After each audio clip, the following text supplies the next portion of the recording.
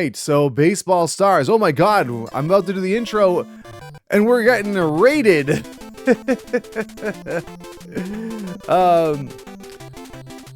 Welcome in everybody from Mollymock's stream. Give me 1 second. Let me get the intro out of the way, and then we'll welcome everybody in properly. What timing? So we're doing some more baseball stars, and last time we got through. Let me get the standings up because I realized I should do that. So we got through 24 games. Well, we didn't go, it wasn't all 24 games. We did 8 games last time, but that means we are now up to 24 games completed in our league. We are again playing as the SNK Crushers, who are the absolute dirt worst team in this game. And we're actually above 500.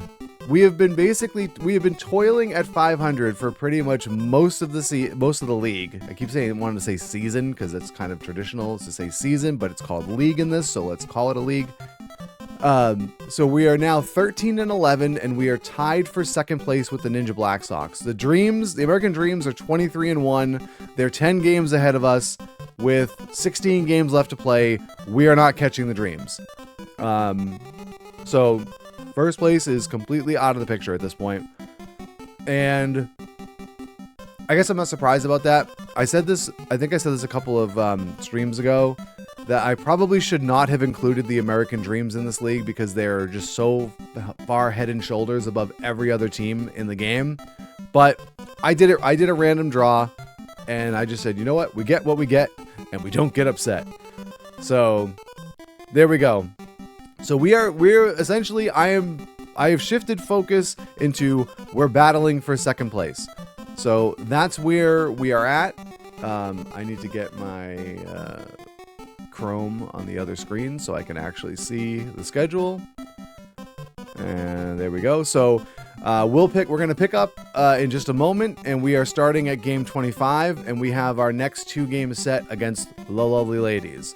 So hopefully we can maybe pick up a couple of wins here. I think they took 1 off us last time, which wasn't good, but anyways, back to the raid. Again, thank you everybody coming in from Mollymock stream. Thank you, Molly, for the raid. Appreciate everybody coming on by. Molly says, what's this day off nonsense?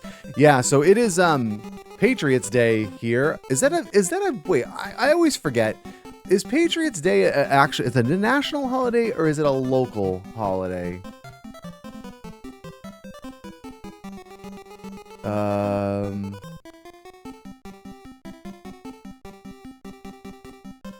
I think it's a state holiday, right? Yeah, it's a state holiday. Normal date here in Blighty. Well, yeah, you're across the pond, Thirster. Welcome in, by the way. Well, it says we have Veterans Day here, I think, which is a federal holiday. So we have Veterans Day here as well. That's in November. Really, at this point, Patriots Day is more known in this area for being the day of the Boston Marathon, and there's usually like a matinee, like a late morning, early afternoon Red Sox game. So it's kind of a very big and busy day in Boston. Okay, it commemorates the first battles of the American Revolutionary War. So that's why I'm not at work today, because we started firing bullets at the British, sorry Thirster, to get our independence. Dolly has redeemed for a treat for Steve. The Redcoats. Not observed all over the state, though. You're off and I still have work. Well, that's the thing is... Oh, Steve's not in here. I forgot that Steve's not in here with me. Because I'm doing laundry, and for some reason... He doesn't like being in here when the laundry machine, but he's in the room closer to the laundry machine right now with my wife, so you know what? I don't know. We'll hold on to that, and we'll see if he comes back in. If not, I will refund you that. Heather says, wonder why we don't celebrate it then. Molly says, Patriots Day, where people celebrate the first loss of the New England Patriots. No, that gets celebrated differently, and that would be probably in September or October, depending on how good the Patriots are on a given year. So that's the thing is, like, holidays, you know, even federal holidays sometimes are not consistent between, you know, workplace to workplace. And again, also it depends on what you do too. You know, obviously like retail stores are open today and stuff like that. So it's not like, you know, not everybody, you know, just automatically gets holidays off. I was saying just before we started the game up is that I always kind of forget which holidays I actually get off and which ones I don't. And sometimes we like rotate them. Like I think sometimes we get Columbus Day off, or I guess now people refer to it as Indigenous Peoples Day instead of Columbus Day. And I don't think we get Veterans Day off because we get like the 2 days we get Thanksgiving and the day after. So I don't know. Sometimes it's impossible for me to keep track of which ones we do and which ones we don't. Now we get Juneteenth off. That's one what we now get off every year. So, which I'm kind of fine because like June needed a holiday. We didn't really have a holiday in June, which is that's kind of a Canadian thing to do because my grandmother once told me that Canada enacted a holiday in August because there wasn't one, which sounds like a fine idea to me. Molly says, well, sir, I'm going to pull a 7th inning stretch and leave you to the stream. Cheers, and we'll catch you down the road. All right, Molly, take care. And again, thank you for bringing everybody on by. No, I do not have a meeting in 15 minutes. Thank you, Outlook or Teams.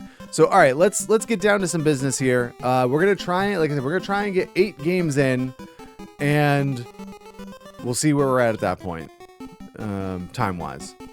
So we are going into game 25, and we are playing against the lovely ladies. That's not the one we want, because we are away and they are home. So yeah, we're 3-1 against them so far in the season. All right, so we need to do our lineup change. Swap Neil and Tommy, and then our position change, swapping Jun and Neil. And now we're ready to go.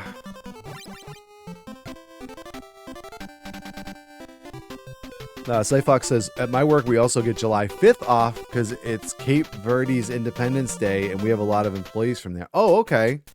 Well, I remember, like, as a kid, we used to get Jewish holidays off a lot, and I know, like, not every school system would take the Jewish holidays. Oh, we almost beat it out. So, yeah, the company that I used to work for before the company that I currently work for bought us out, we used to actually get your birthday as a paid holiday.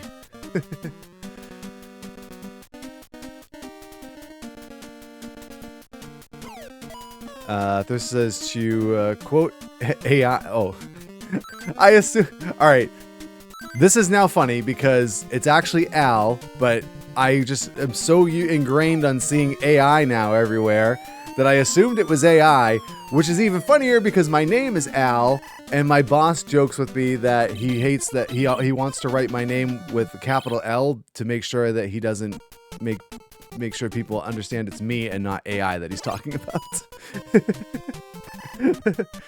So Theresa says, to quote Al, the pub landlord Murray, the Americans think of the War of Independence as a great victory. We think of it as a lucky effing escape.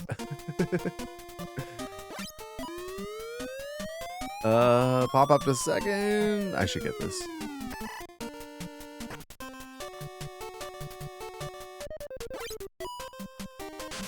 Oh, it gets through. Past the dive of Neil.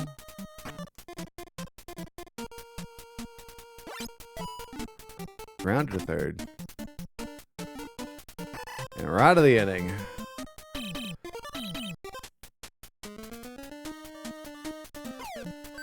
So we'll have to see, like I said, we'll have to see where we're at time-wise once we get through. Like I said, I definitely want to try and get through 8 games, and I'm probably have kind of a stop time of 2 o'clock at the latest.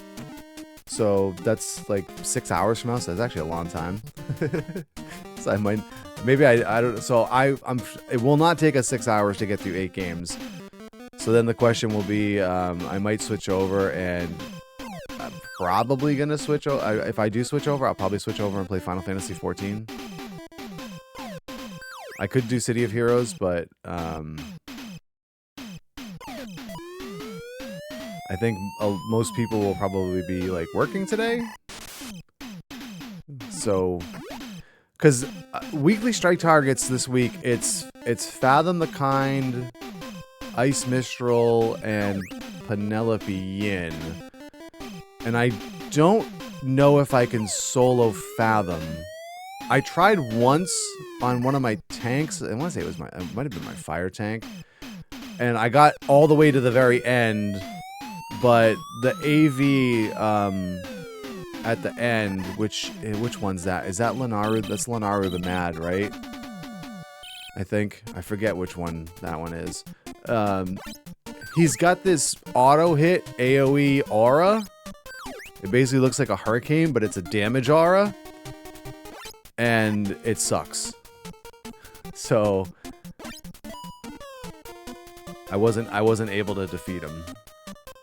So I don't know. Maybe I would probably want to try it off stream if I wanted to try and solo it again. And then I don't know if I've ever soloed Ice Mistral. But now that they made, I think they made the final fight with Arcus harder. 'Cause they gave him new powers when they added him to the Zoe task force. So I don't know. I have to see if I can. I mean, I think I'm on the right character on one of my I could probably solo that one. And I would never waste my weekly strike target on Penelope.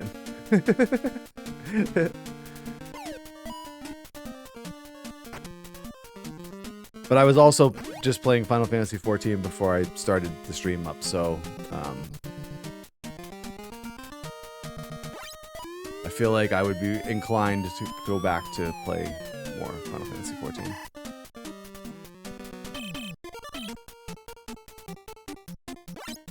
Alright, we're into the third.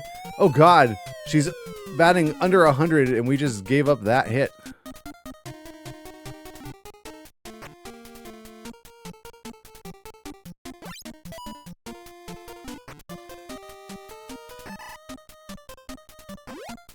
No, we got the lead runner at least. Although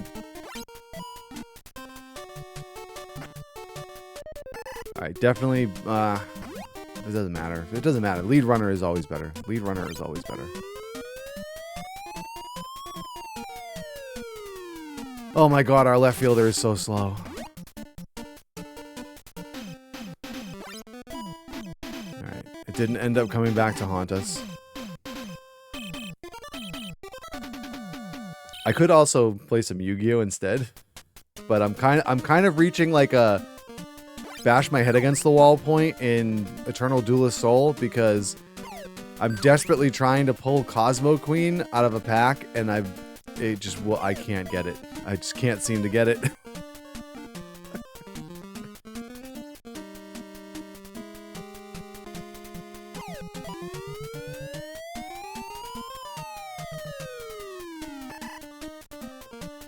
And then, like I say, usually if I'm sitting at my computer, I generally prefer to play Final Fantasy or, City of Heroes or something instead of a Switch game.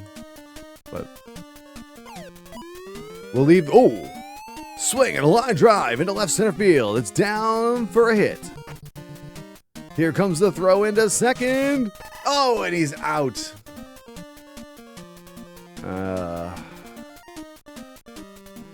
Probably should have realized he was going to get thrown out.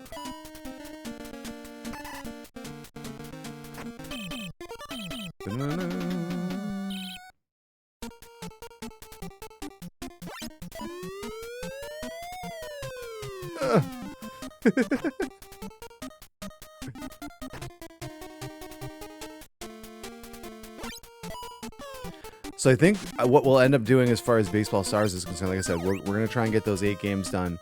And then that'll leave 8 games left to play, and we should be able to finish the league, wrap it all up on Saturday. Oh my goodness.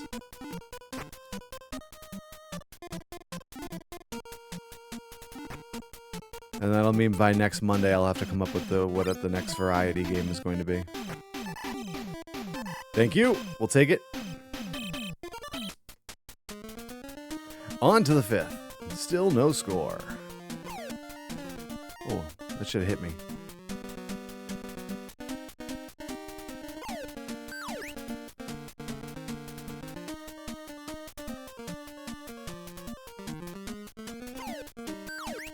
Swing and a miss. What am I swinging at?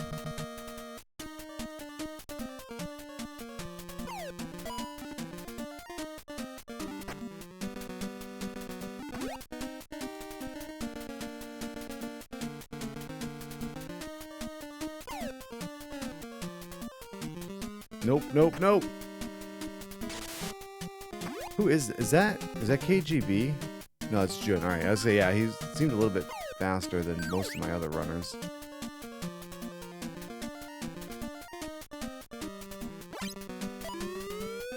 That should get down. The throw comes into 3rd. 2 in scoring position now with 1 out in the inning.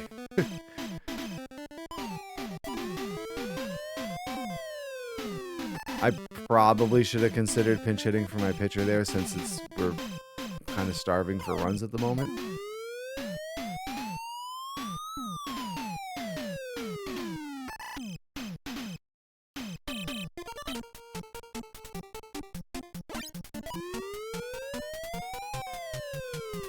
Oh my god, I thought I was going to be the 3rd baseman. This game sometimes. I did not try and throw to first. I tried to throw to 1st, not 2nd. Uh-oh. That's trouble. Down the line and a fair ball. But it's a long single.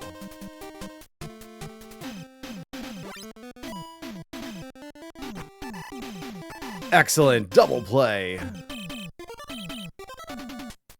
All right, 2, 3, 4 coming up. This is kind of where our offense resides. This part of the order.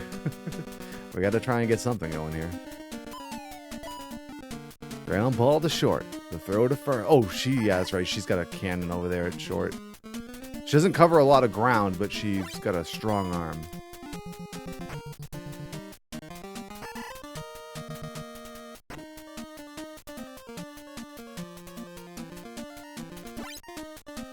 Ooh, early.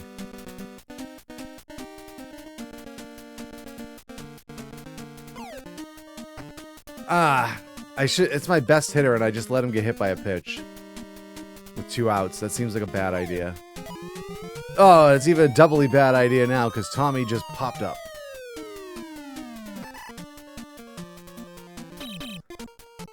Uh-oh. We're coming to their dangerous part of the order. Chacho's.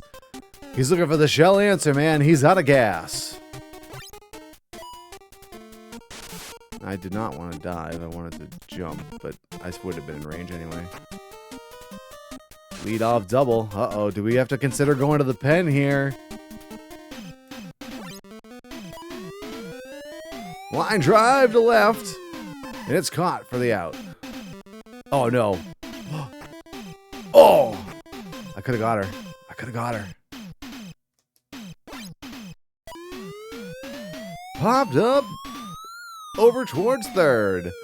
The shortstop, for some reason, has to be the one to get it. And 2 down to the... Oh, my God. This one's got 7 home runs.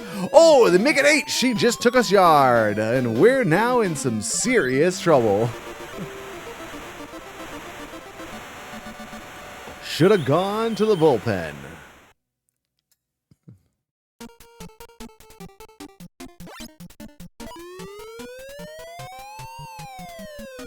All right, so we're coming 6, 7, 8 in our order, so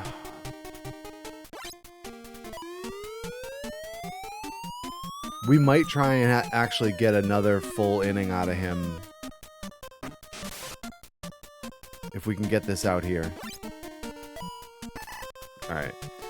If his spot comes up in the order here, then we'll pinch hit. But if not, because it'll be 8, 9, and 1, and I think it's probably safe to leave him in. Oh, give me a break.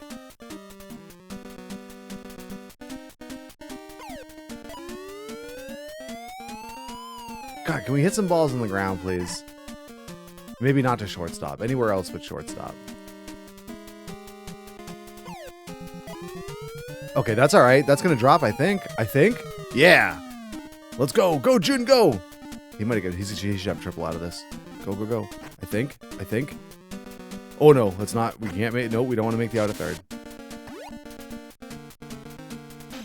All right, Neil. That's probably going to get... Oh, no, it's going to drop.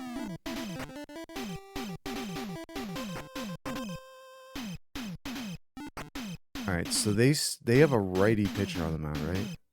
No, lefty. All right, so we're going to go to Taro. He's batting .636 as a pinch hitter. That's not bad.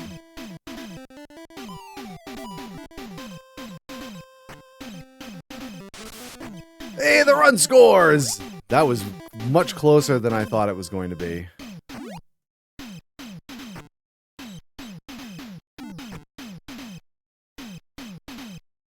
All right, Vince, come on.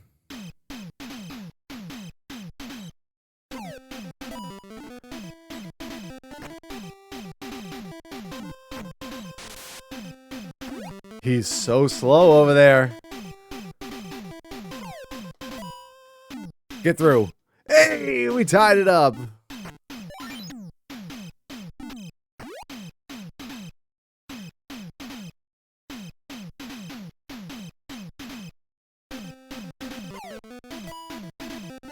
To short. Oh, we had 2 outs. I thought we... Oh, wait, the run scored there. It was only one. I was like, wait, I thought there was only 1 out. You know if we got that run in? Oh, we got that run in. How dare you insinuate that they got the call wrong?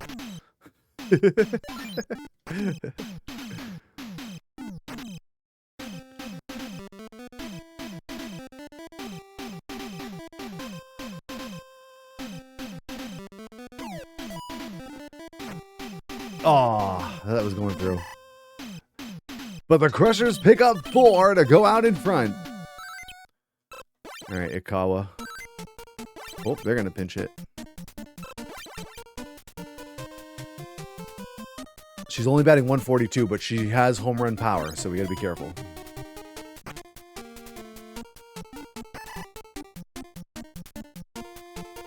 But they're not going to pinch hit for the pitcher. Okay. Interesting.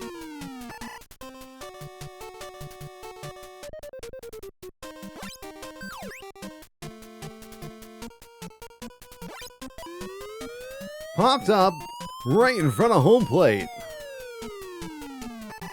And that retires the side. All right. Can we maybe get a little bit of insurance here? Trouble? Trouble? Oh, it's going to go. Oh, I thought it was getting by.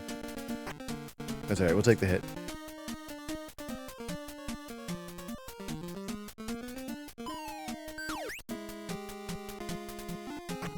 Yeah, we're not stealing second with this with some of these guys. Most of these guys, our speed is so bad. So bad.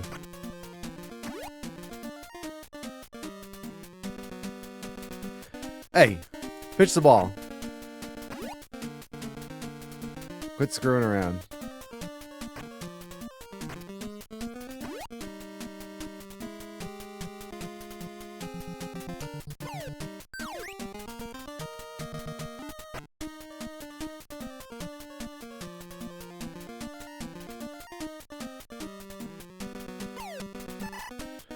Excuse me.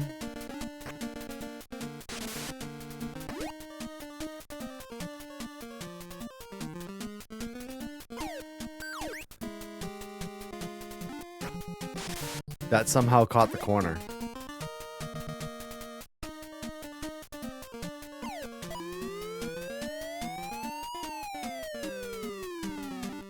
And it drops in. All right, we're going to let the pitcher bat here.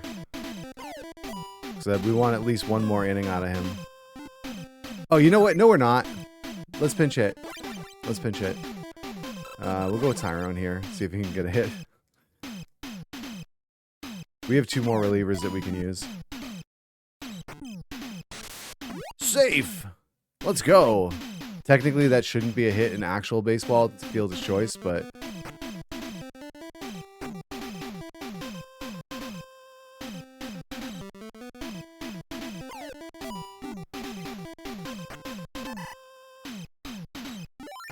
Hey! I don't know why they went to first.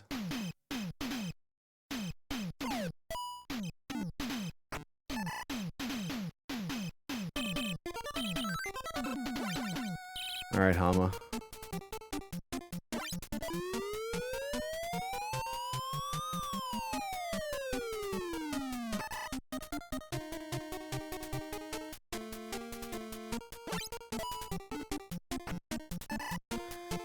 Alright, we gotta get through there. Heavy hitters here. And we did it! On to the 9th.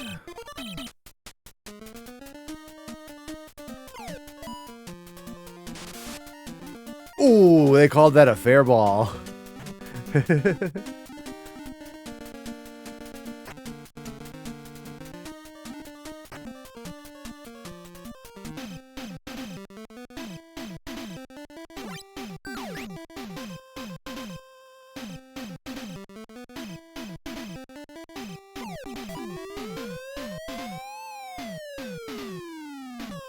Yet that one was foul.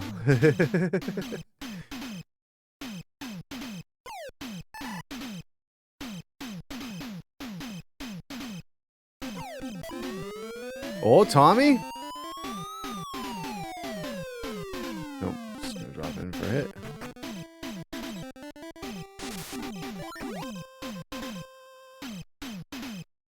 Get a little bit of insurance here.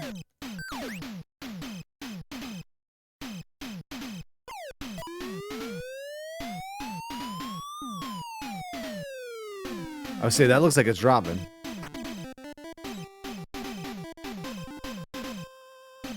I don't know why the shortstop didn't just go get that. They're gonna make a pitching change.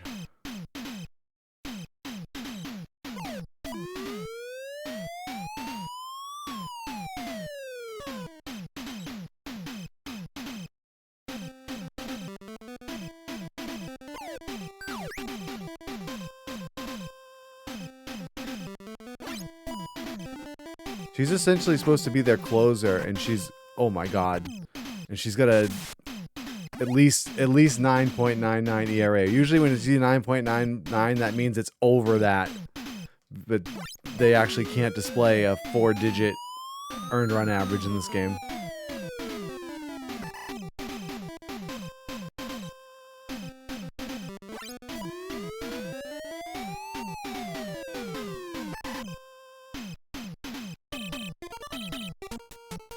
Alright, we'll stay with Hama here, see if we can chisel away at his ERA a little bit by giving him another inning.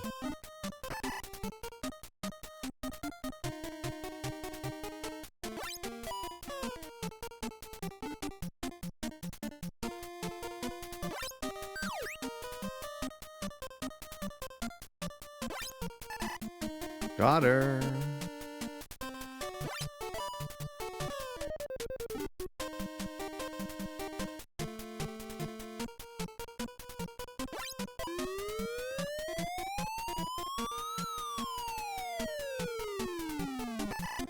Like, why won't it just let me go get that with my second baseman?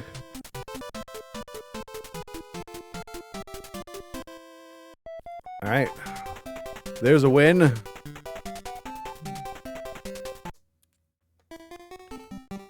Alright, so now we've got the World Powers and the American Dreams. The Dreams win again! What a shock! And then the Ghastly Monsters and the Ninja BlackSox. And the BlackSox win, so we're still tied with them for second. All right, here we go. Game 26. This time, they're the road team, and they're away. We're home.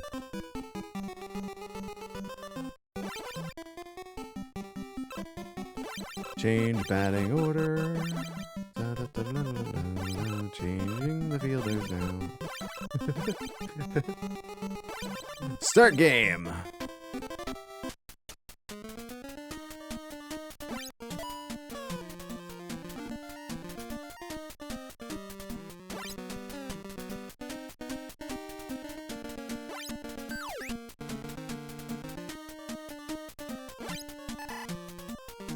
That's how you start with a strikeout. Oh, what a throw by Jun.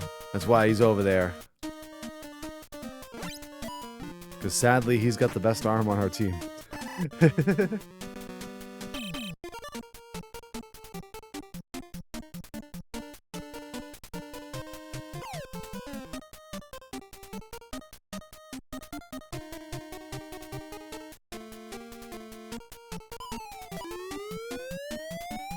Pumped up, foul, and out of play.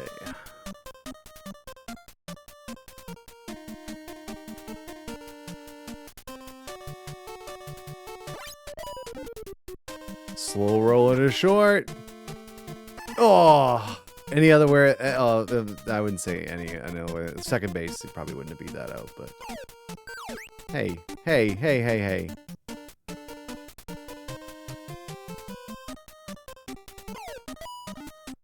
Up the middle, and it gets through.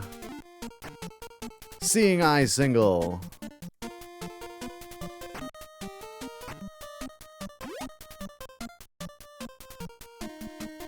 Bro. Or should I say sis?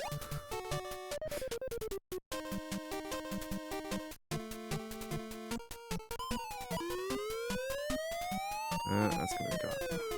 Oh! Why did the shortstop all of a sudden go away from it? All right, we'll take it.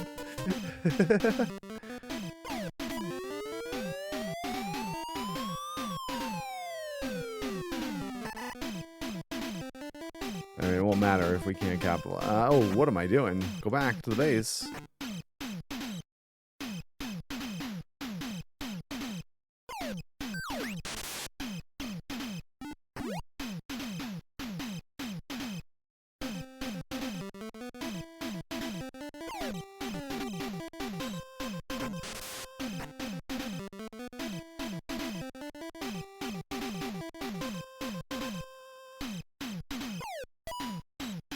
Nice, that should bring in at least one.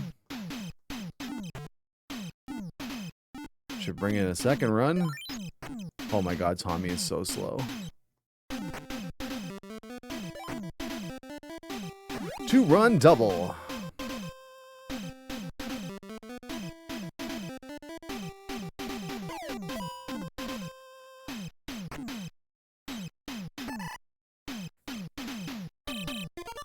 Alright, we'll take it.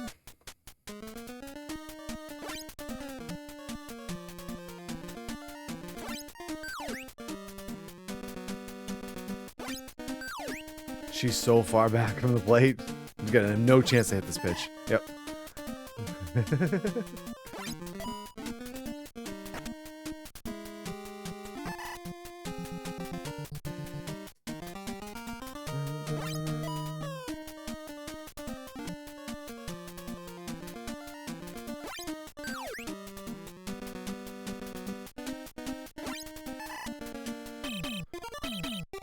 Nice.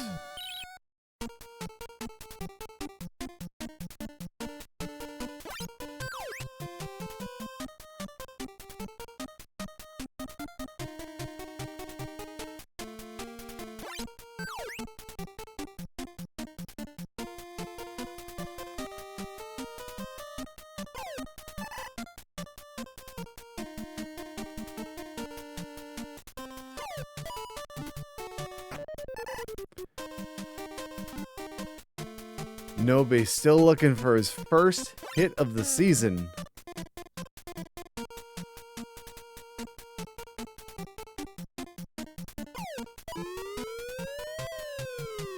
And there it is!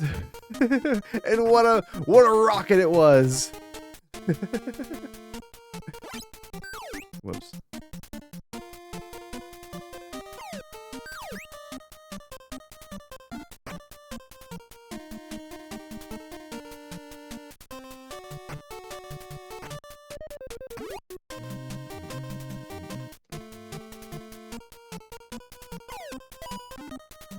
Slow ground ball.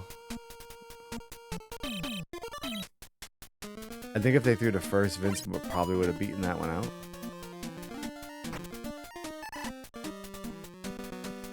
Three unassisted on the putout.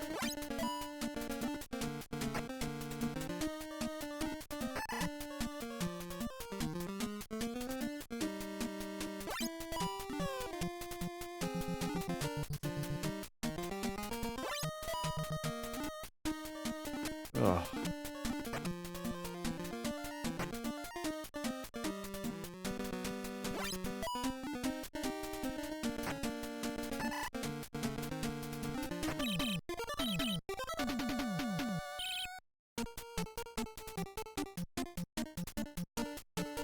Alright, Manny leading things off here.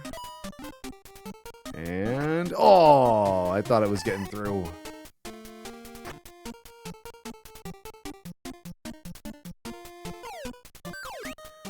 Well, that was a terrible pitch to swing at.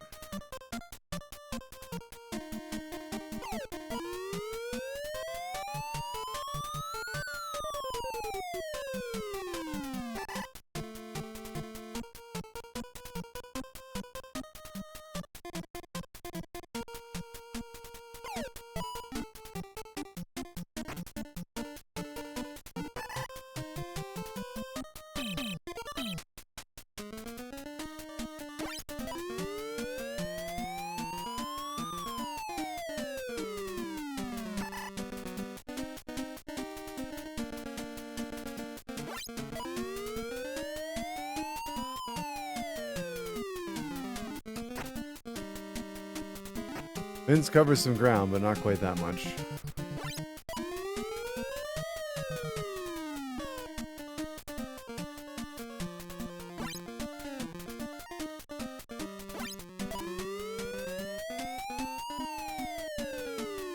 Nope. Oh. Cyfox says, does this game have any of those poor programming issues where like a certain action guarantees a certain outcome? Not really.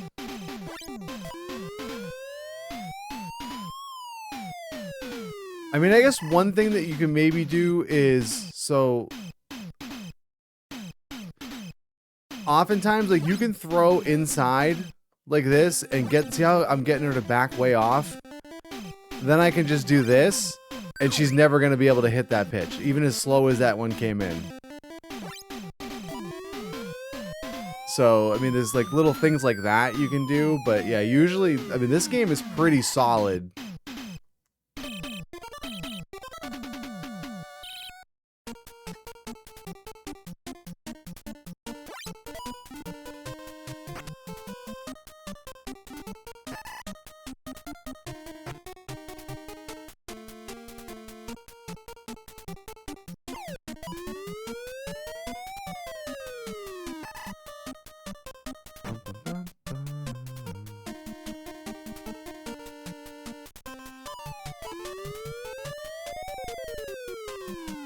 Nice, it drops in. That's one of the reasons why this was always kind of one of my favorite NES games. 'Cause this and Baseball Simulator 1000 are just really, really solid baseball games.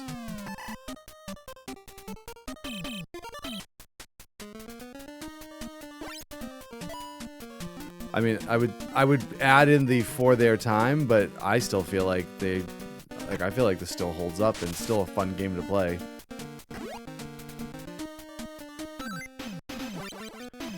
Uh-oh. We need to go to the bullpen here.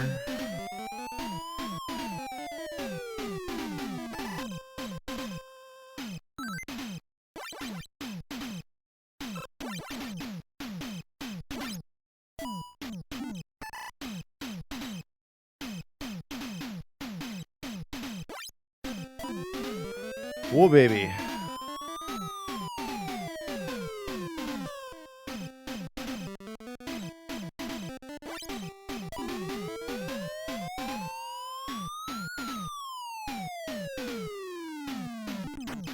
Oh my god, for some reason they wouldn't let me control my shortstop there.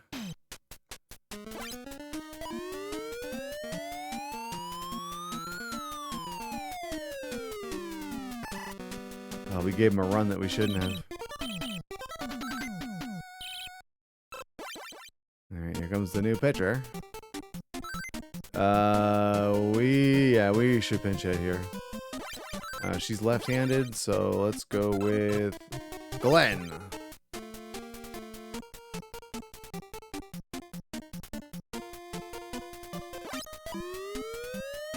That's hit way too hard. Oh no, it dropped anyway. Oh, I forgot. That's right there. Left fielder is really slow.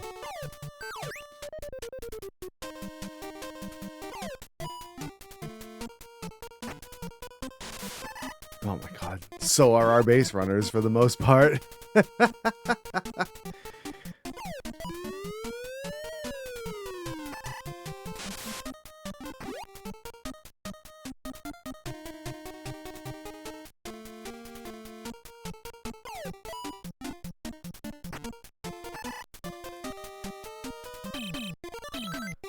Alright, let's go to Ikawa.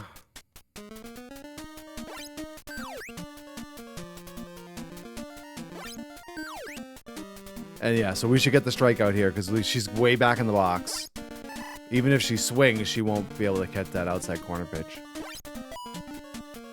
So I mean, you can kind of cheese the computer a little bit in that sense if you get them to back way off, but it doesn't always work 100% of the time. I mean, sometimes you have to throw way inside to get them to back off the plate enough to guarantee that you're going to get the strike. And you only get 3 balls to work with before you walk them, so.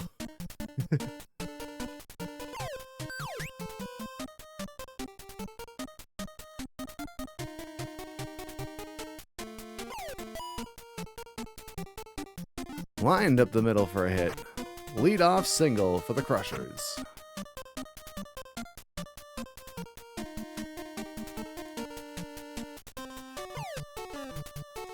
He's not stealing a base.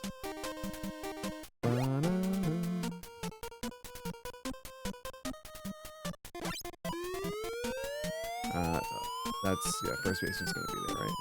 Yeah. My runner didn't go back to first. I assumed he was going back to first. Whoops. Yeah, let's hand him a double play on a platter. That sounds like a great idea.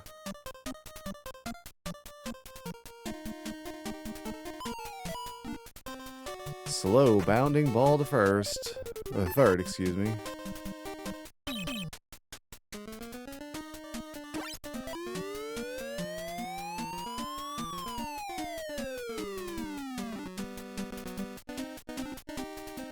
Go ahead, run to second. I dare you.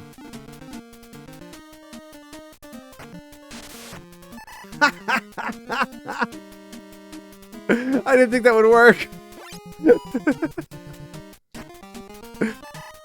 Alright, so maybe there are things like that. I don't know. That's so rare to get a ball moving that slowly.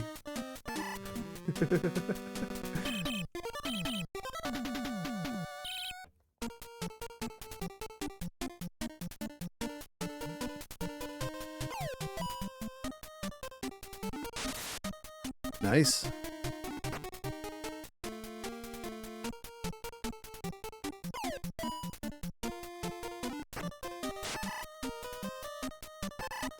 Double play.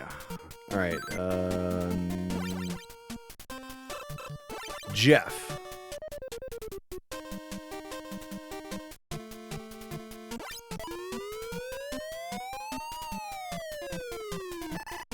I missed what happened, but I heard you dare someone. So they hit a pop-up over towards first base, but for some reason they forced the first baseman only would cover first there, and I had to try and get there with my second baseman, and my second baseman is slow as hell, and it dropped, and so I ran away from the ball a little bit. It was just kind of almost stopped. It was rolling so slow, but it was still moving a little bit, and then the runner tried to go to second. I grabbed it and threw them out.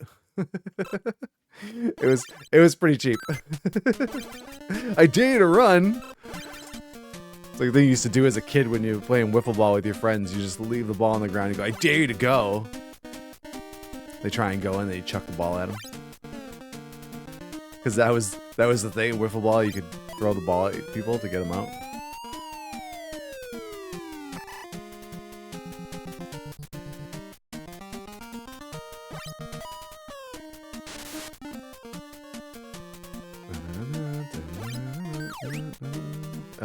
She's not quite far enough away, I don't think, but she might swing and miss. Oh, she got a piece of it. It's alright.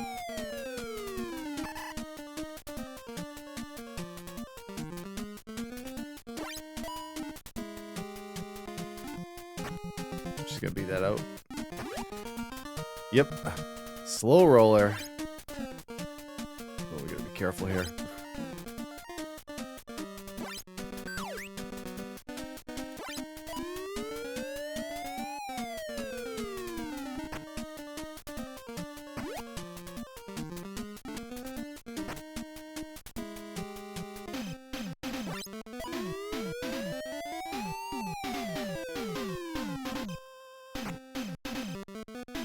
Oh my god, base is loaded.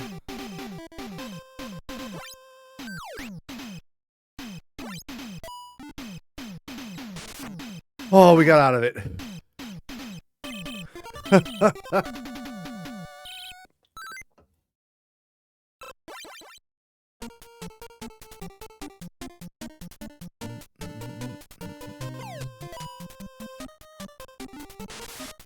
And it gets through.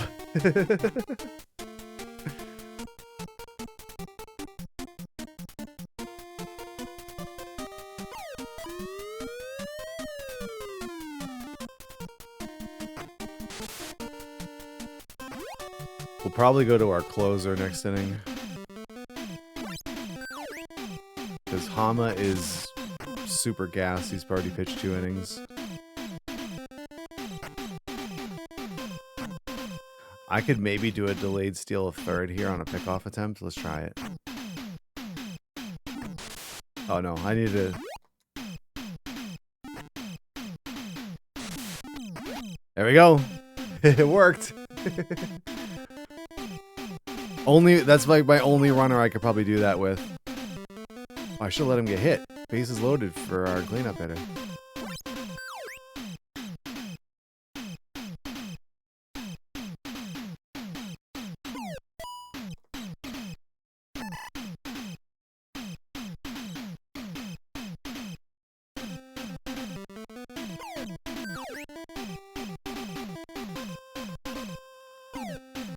Oh my god, come on. Throw it over the plate, you coward!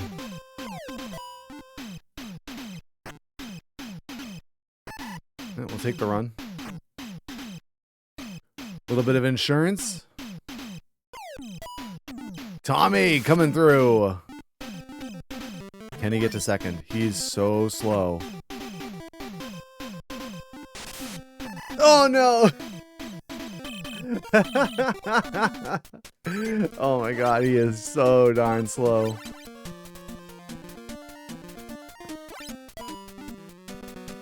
Never had a chance, no. I should have known better. I should have known better. I think he actually has a 0 in running. So every player in this game has stats. They go from 0, they have it like, or attributes, or whatever you want to call it, from 0 to 15 in various categories. And I'm pretty sure he's a 0 in running. But that's alright, we won the game anyway. Alright, so we swept the ladies there, so that's good. Now if we can just get the BlackSox to lose. Alright, so this is the Dreams and the World Powers. Oh look, the Dreams won again. What a shock. And then the BlackSox and the Ghastly Monsters. BlackSox win again, so we're still tied. Alright, I think we are due for a break. Yeah, pretty much. We are due for a break. So we're gonna step aside for a couple minutes, guys, and then when we come back, we will get to game number 27? Question mark? Yeah, 27. And we've got, who do we have coming up next? We have, oh God, we have the Dreams. This is going to be bad. So, hang tight, guys. We'll be back in about 3 minutes. All right, we're back. Sorry about that. That was a little bit longer than I was expecting, but I had a softball email from a parent looking for information, so I wanted to take care of that. All right, so we are set for, what did I say? Game 27. Yeah, we've got the Dreams. We've got the Dreams. This is gonna be painful, everybody. We did beat them once in a miraculous game that I probably should have just quit the league at that point, but all right, so we are the away team playing against the Dreams. Alright, so Neil, switch with Tommy, and then change fielder. There. Here we go.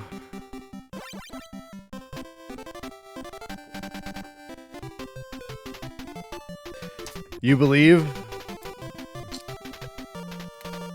You're the only one right now. Here we go.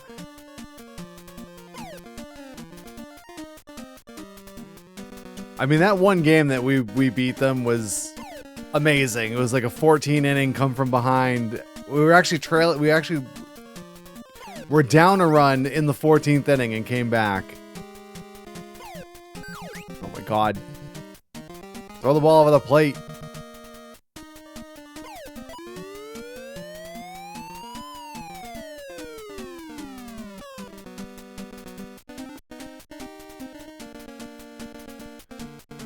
Their lineup is just so ridiculous. Like, pretty much everybody in their lineup is a home run threat. Oh, we beat it out. Look at that.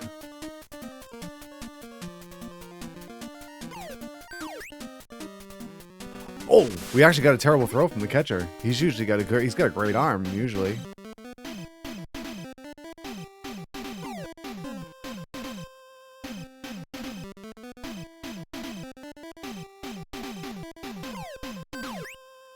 Dude. Oh my God, these keep setting me up with these pitches that just hit the corner, and then I feel like I have to swing with 2 strikes. Surprised they didn't call that a strike.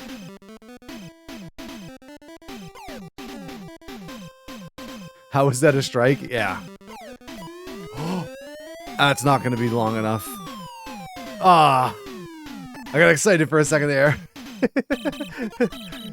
It's like if it touches any part of the plate, like it goes over any part of the plate, they call it a strike. Which I guess technically is actually accurate. You know, it crosses the plate. If it's over in the strike zone, it crosses the plate. Oh my God. Look at that.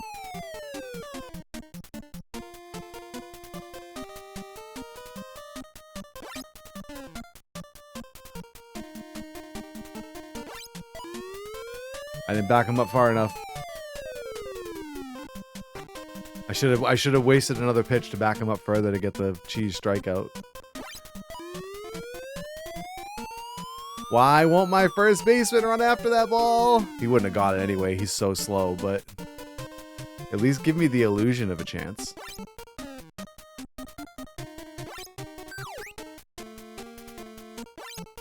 Got him.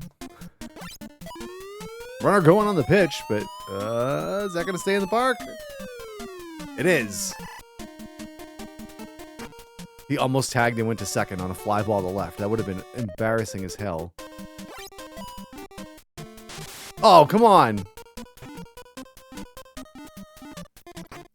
So I dove there because I thought I was catching the ball and I hit the button to go to throw to first.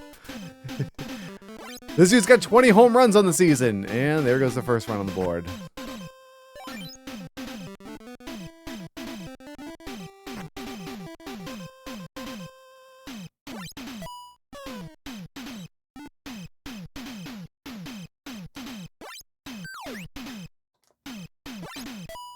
Look at that. I was trying to throw it so far inside and he still swung and hit it. We only let up one. We got that going for us.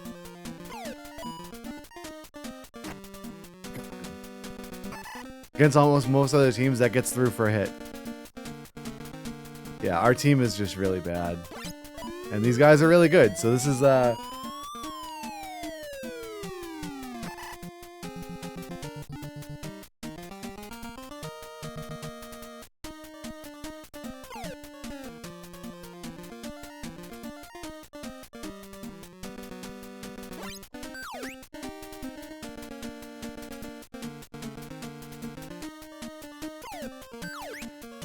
for those of you who came from Molly's stream and our City of Heroes players, the comparison here I can give you is that this is like if you were trying to play City of Heroes on +7 difficulty with no incarnate shifts.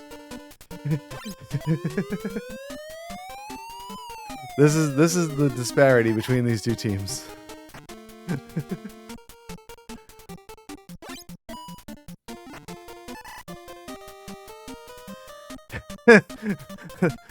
They're just like, alright, now you're speaking my language. Like, this is as disparate as you can get in talent level between two teams in this game.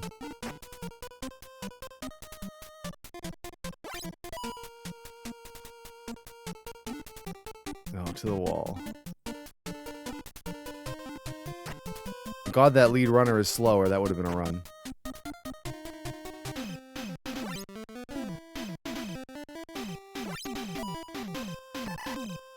Alright, we got out of the inning.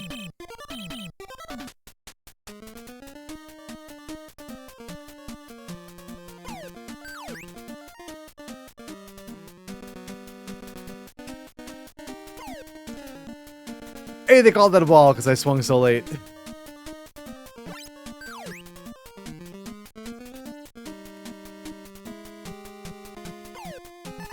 We just have to kind of drive his pitch count up. Oh my god. Part of me is would almost consider pinch hitting for my pitcher here.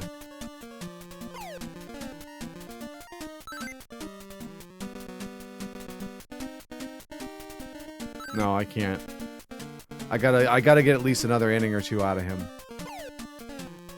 before I go to my bullpen. Oh? He's too slow. He's too slow.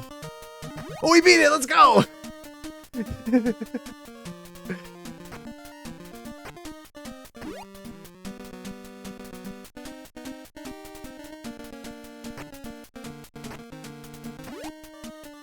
Pitch the ball, you coward.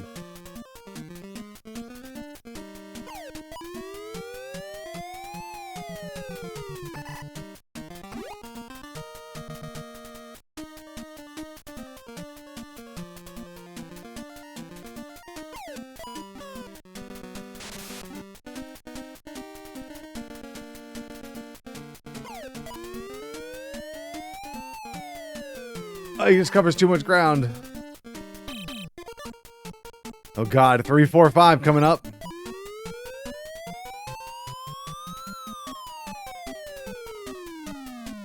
No, I had that. Come on, man. And how was that even over the wall? Rubbish.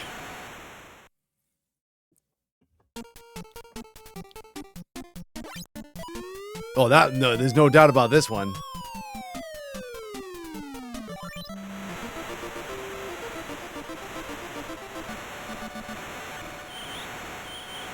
And this is what it's like to face the American Dreams with the SNK Crushers. 3 home runs in a row. Why not?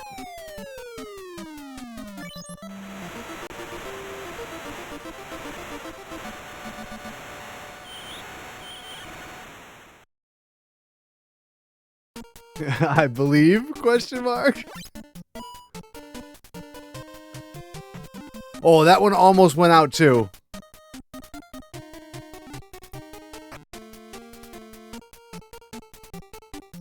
Am I getting emails?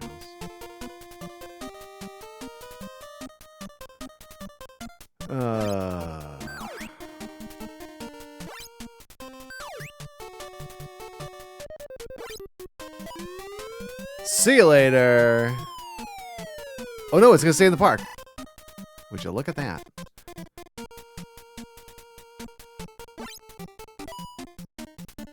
Where's my first baseman? What gets that ball, man?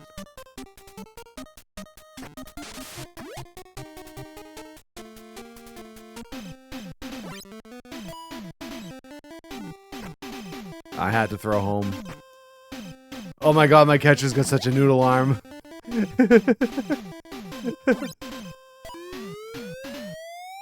This is probably gonna let the runner tag and score. Oh no, they went back. Let's go.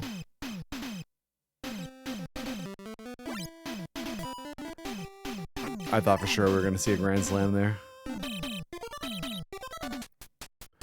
Alright, we're chasing 4. Feels like it could have been much worse considering that inning started with 3 consecutive home runs.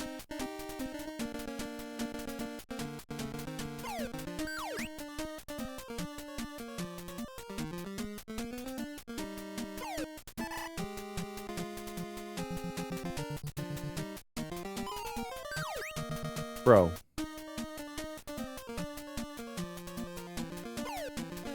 Yeah, I took a pitch.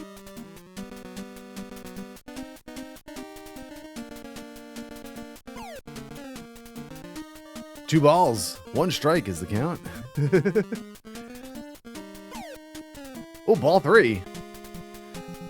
This is also my best hitter, so I really would prefer him not to walk this guy. Hey, a hit.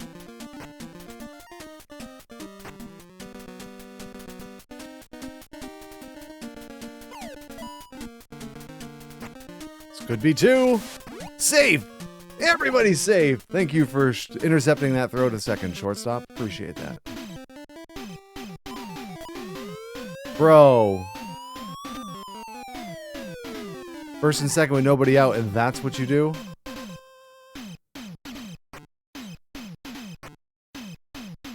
I don't know why I'm trying to do this with him. He is not a fast runner.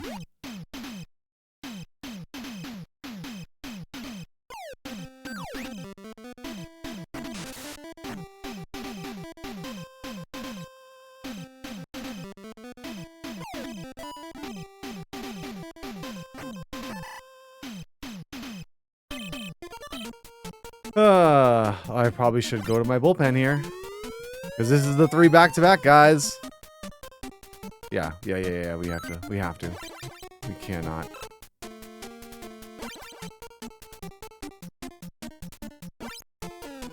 I mean, not that they can't just hit home runs off this guy, but it's better than throwing 45 mile per hour batting practice to them.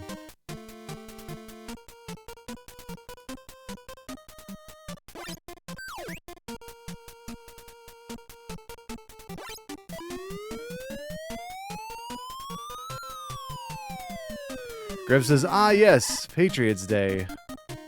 Is that a why are you here realization?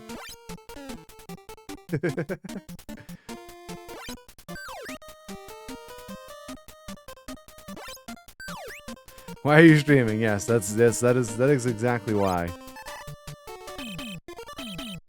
How are you, Greb? Alright. Still chasing 4. Do I pinch hit? I think I have to pinch hit for my pitcher.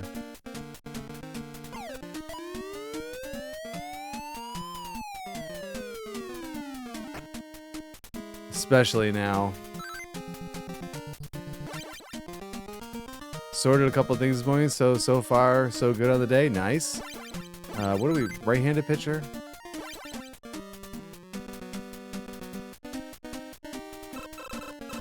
All right, Tyrone, here we go.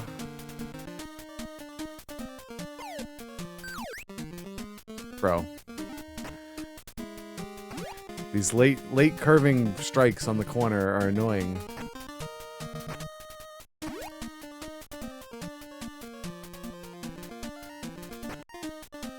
Pitch the ball.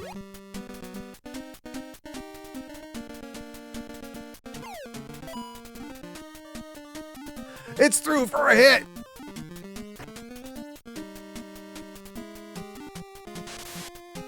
Two in scoring position with nobody out. He's completely gassed.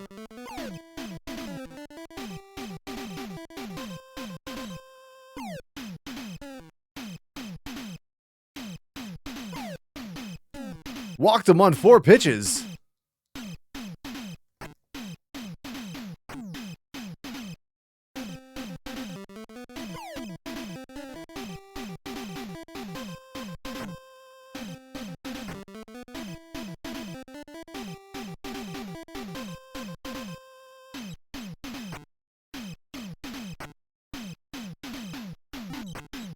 No. The runners are way too slow to try this delayed steal nonsense. Oh my god. Oh, is that gonna drop? No, that's gonna be caught. It's gonna be caught. No, it's gonna drop! Let's go! We're on the board! I thought there was no chance. Their center fielder's fast.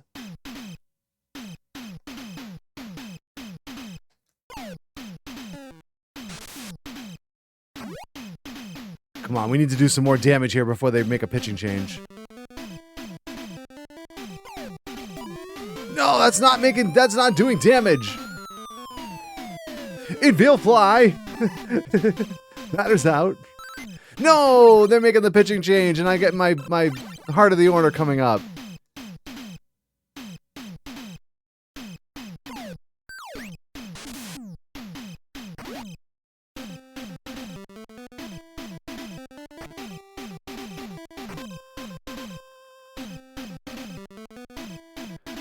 Come on, you coward, pitch.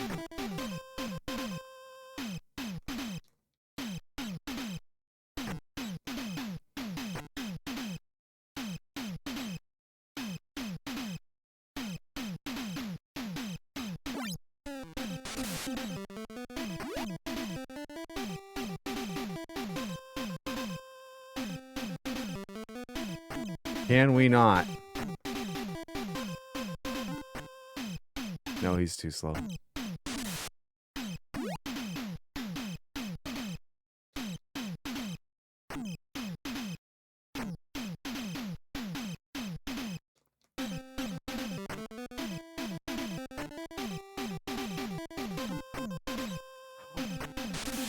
It worked! Let's go!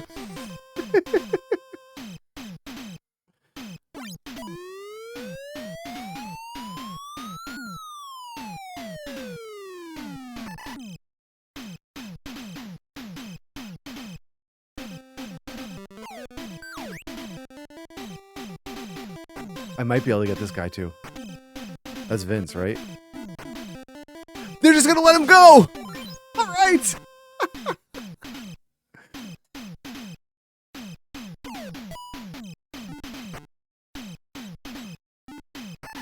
Hey, that's alright, we closed the gap.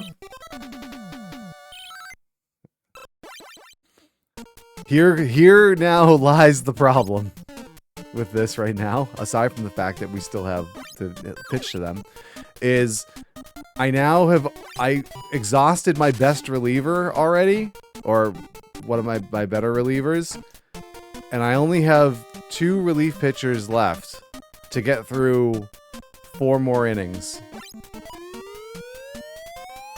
And we're probably going to want to pinch hit for the pitcher spot when it comes up again.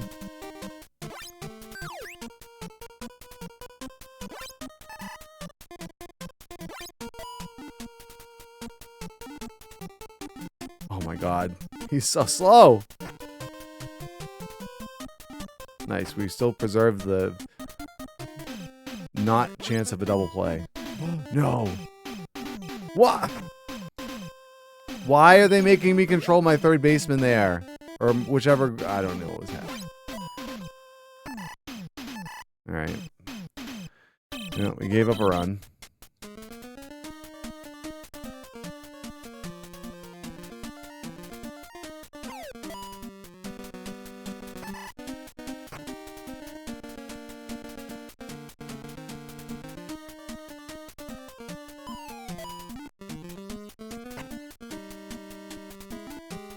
Oh, come on.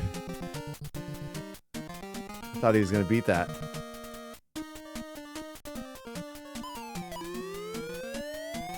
All right, so the pitcher spot is going to lead off next inning. So that'll be, I guess, the spot where we have to pinch it. Brooks Robinson at third there.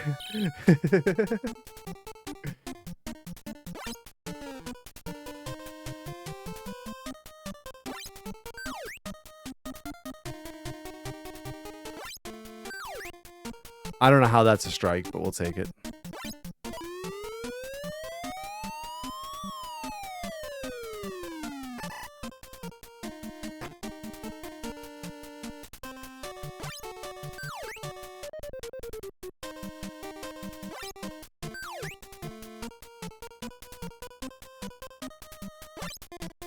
Got him!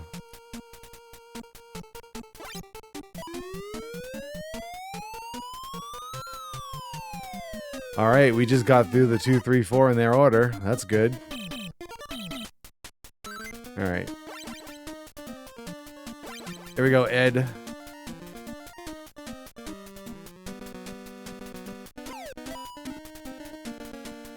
Nope. So much for that.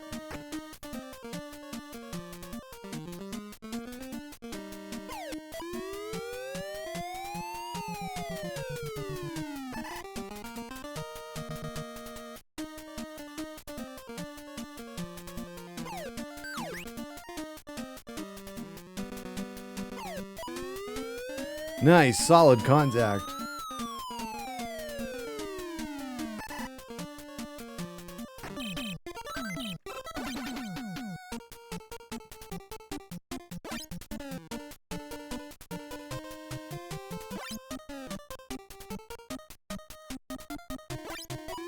Oh, God. No, I mistimed the jump. I could have got that one.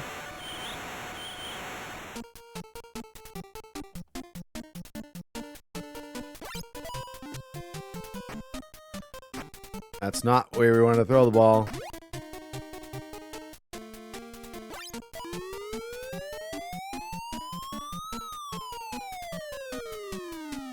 I'm not sure who's the faster runner of those two, but we'll just take the sure out.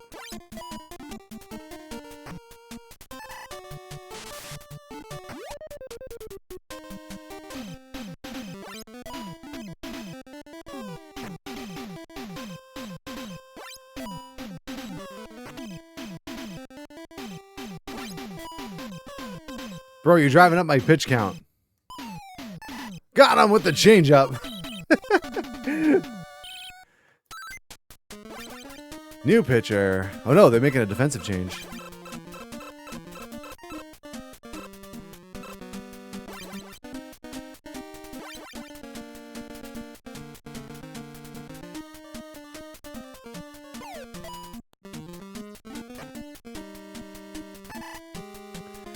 Part of our order. If we don't get anything going here, I don't like our chances. Mr. Grumpums is here. How you doing? What if Lefty was right-handed? That would be ironic. Oh, God. Well, that's unfortunate.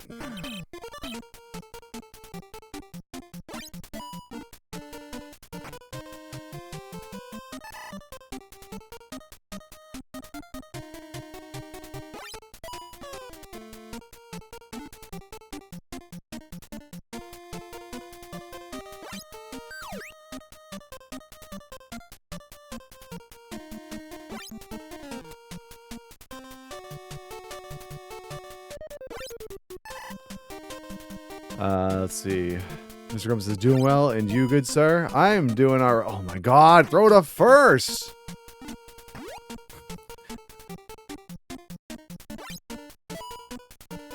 Oh, this is their guy that they brought in, their defensive replacement.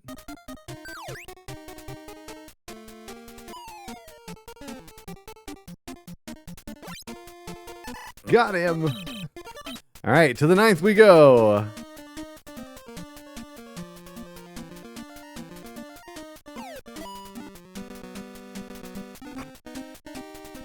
This guy's got to be getting a little tired.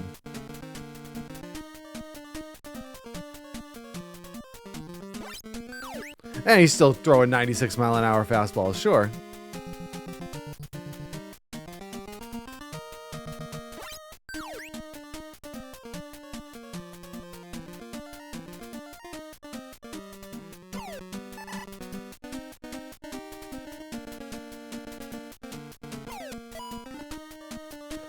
Well, at least we didn't get mercy ruled.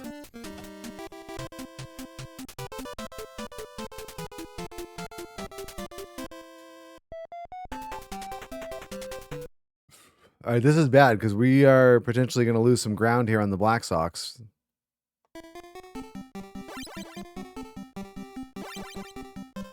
So we've got the lovely lady. Yeah, they're playing the lovely ladies.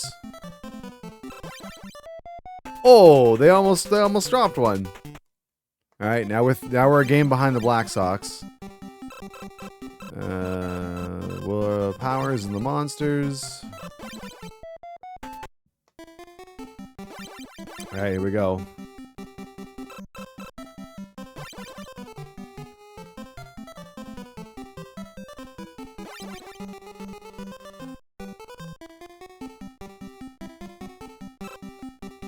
Mr. Grumman says, daughter starts kindergarten this year, but about 1 week gap when preschool ends and kindergarten starts. So, using PTO there. My mother-in-law, daughter, and wife are taking a trip to July to Portland, Maine, and asked if I would be offended. I said, yeah, I'll cry while pulling a risky business slide down the hallway. Portland, Maine's actually a nice area. Is there like... Is there like family up there, or they just decide that we just want to go to Maine?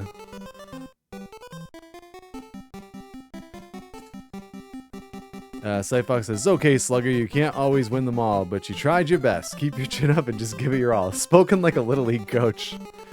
Mother-in-law likes lobster. I guess that's as good a reason as any. Change batting order.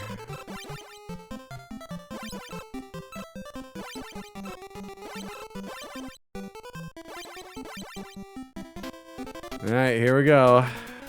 Game 2 of the 2-game set against these guys.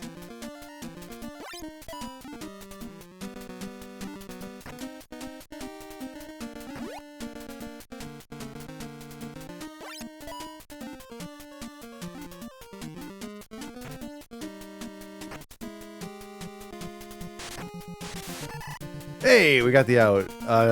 Mr. Grumman says, I like to go visit. Looks pretty and never been to the New England area. Yeah, in the summer, like, Maine's a great spot in the summer.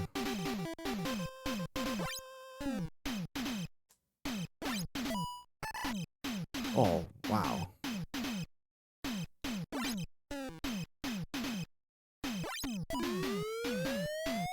We actually went several years ago. This had to be pre-COVID, but we went up with some friends of ours and we stayed at an Airbnb. Not Airbnb, sorry, bed and breakfast. I don't know what I was thinking there. At a bed and breakfast just outside of Portland. It was a good time.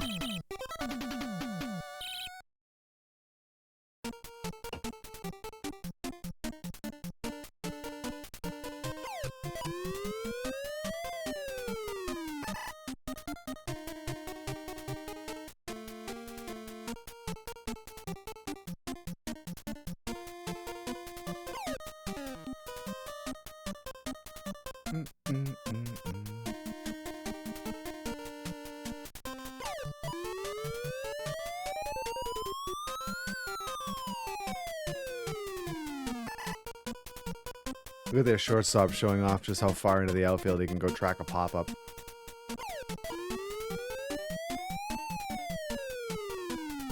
Hey, it's a base hit.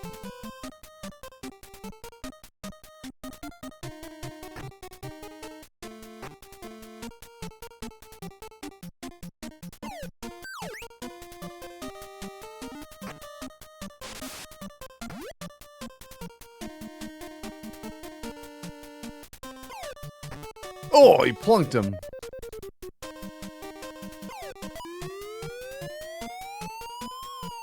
That might drop. Oh. Can we score? Hey, let's go! Grum says, wonder if my daughter will sound like a southerner to people there. Granted, speech is kind of eliminating it. Oh, I'm sure, yeah. Oh, another hit by pitch.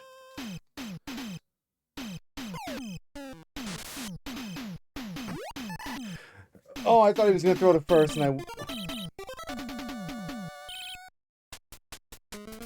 Oh.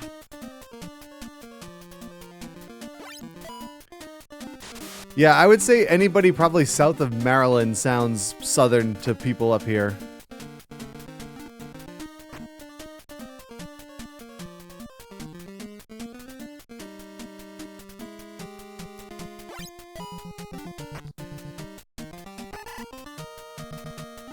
Never. We are never going to turn a 5-4-3 double play.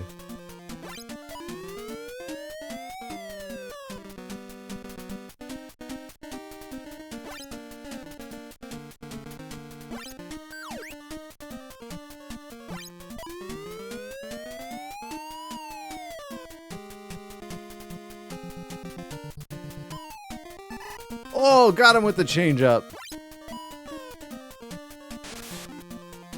Just remember, it's soda, not pop, Cyfox says. Yeah.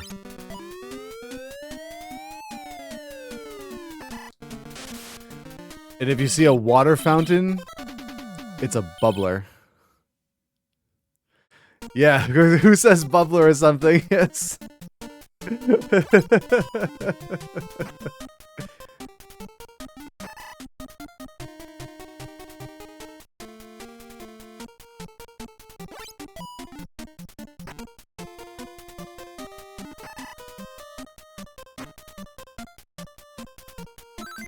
No, it's only the second inning. I can't pinch it for my pitcher this early, even though he's the stamina.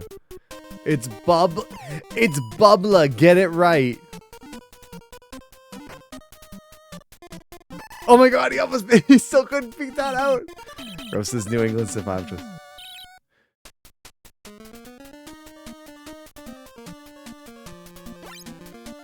Yeah, I gotta go get some water from the bubbler.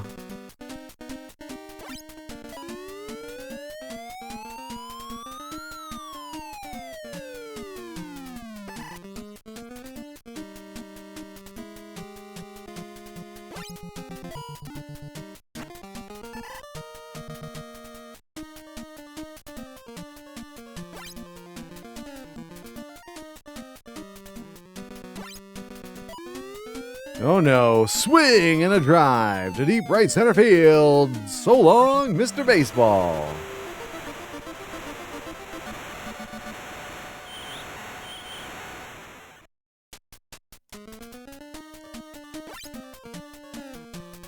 Well, we had a lead.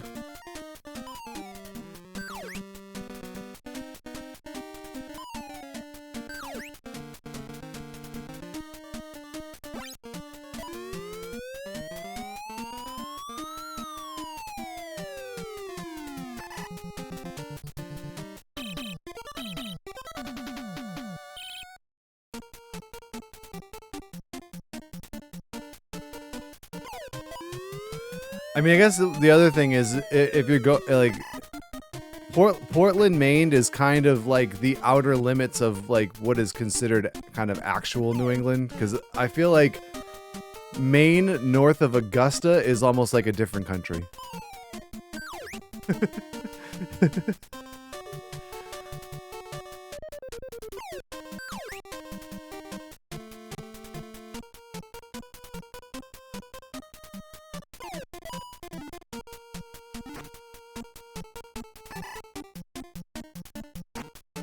I mean, to be fair, most of Portland is the new hipster area. Cyfox says that's absolutely true.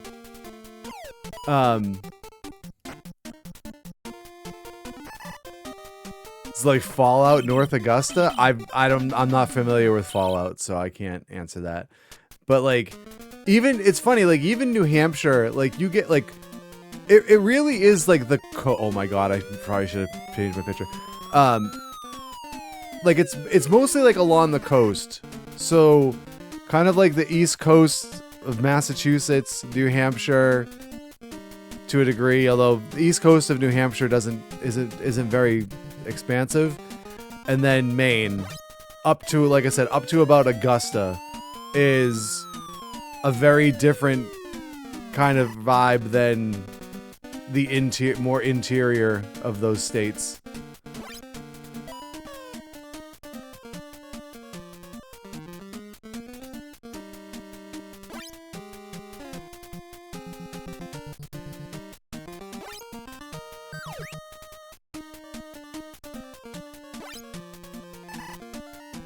Oh, baby. We live to go another inning here.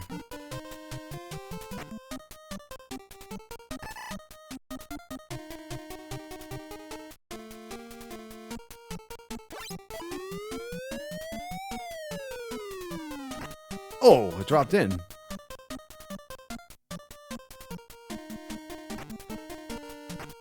Oh, so it sounds like Portland will be expensive for food. Thanks, hipsters. So I have a friend of mine who is a huge kind of foodie. And he was one of the ones that we went to, like, the Portland area to, and he was like all about, oh, we gotta go here, and it's like, so yeah, there's, but it's there. I'd say there's a decently good food scene in that area, so.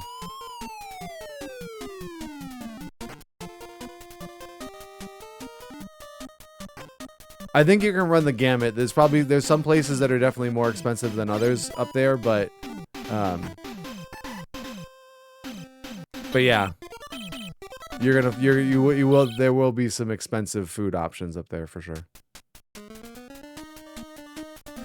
Especially if you want to get that lobster.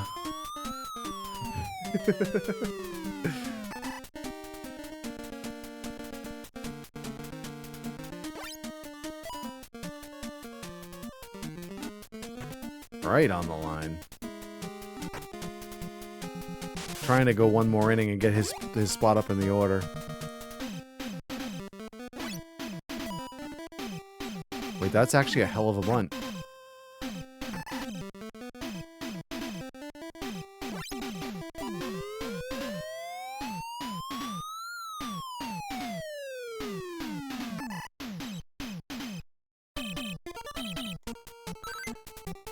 All right.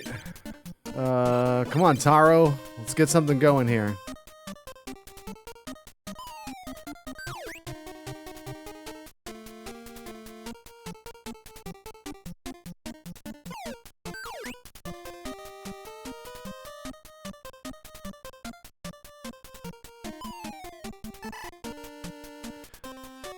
And we struck out. Our pitcher could have done that. Scrum says, all good, just hope the kiddo keeps trying new stuff. Had a good year and a half, only wanting chicken fingers or burgers or beef tacos. This weekend she tries Japanese, Indian, so promising. I don't know. I'm kind of on board with just the chicken fingers, burgers, and beef tacos. Count me in. I'm not a big fan of Japanese or Indian food personally, so.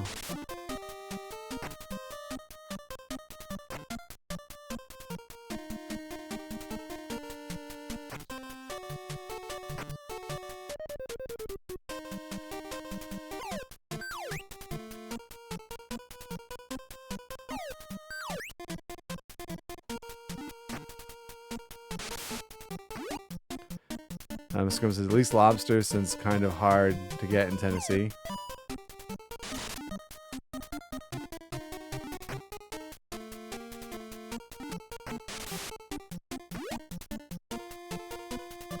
Okay.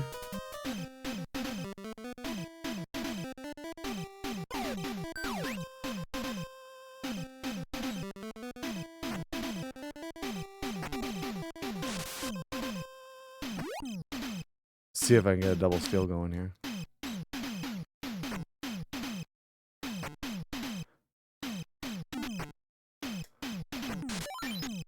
Nice! We took the lead!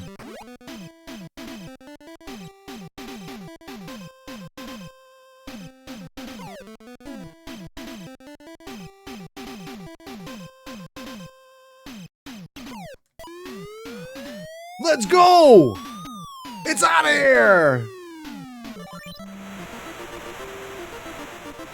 We still got way too long to go in this game, but this is a little exciting here. Cyfox says, I need to find a good Chinese food in our area. Ever since China Eatery closed, I haven't been able to find China Eatery. Where was that? I don't. I'm not a huge Chinese food person. I mostly like appetizers. Like some of the appetizers, I don't mind, and like usually like beef and broccoli are pretty good for me. But there's a place in Holbrook that we like. It's real close by to us. Cafe Asia. That one's pretty good.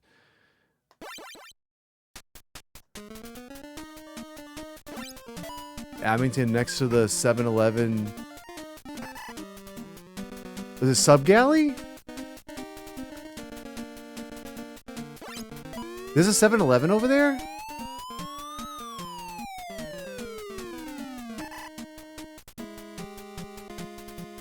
I know where Sub Galley is. Oh my god, I just... Oh! The 7-Eleven, that's over by the that's like a little bit past that, over by the post office, right? In the same little kind of plaza area as the post office there. I think I know what you're talking about now. I didn't realize there was a Chinese place over there. But again, I don't...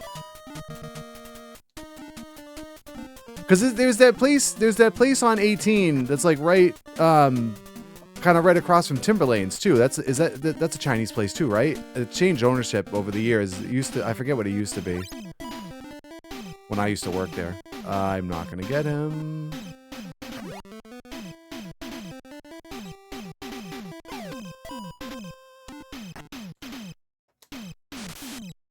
Oh my god, this is brutal.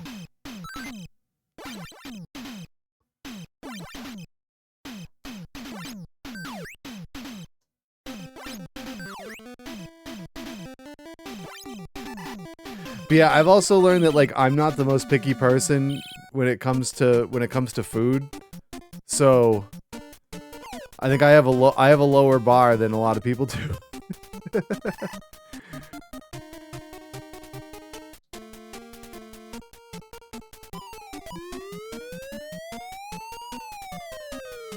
Nice in the gap. Let's go. This should probably be 3. Nice! Alright, Neil, come on. Oh, that was... yeah, we got a pinch hit here.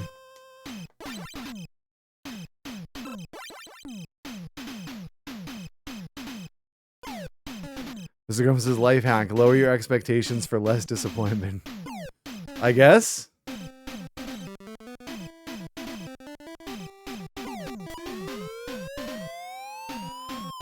I think there's 2 outs. Yeah.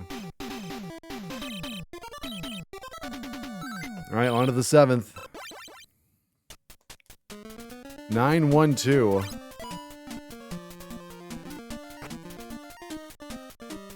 Oh my god, he's actually a little fast there for a pitcher. He almost beat that out.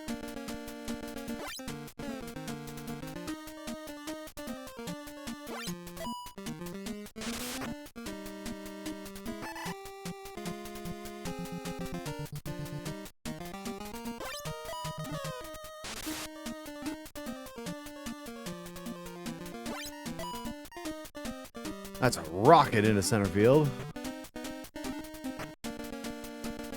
But it's nothing but a long single.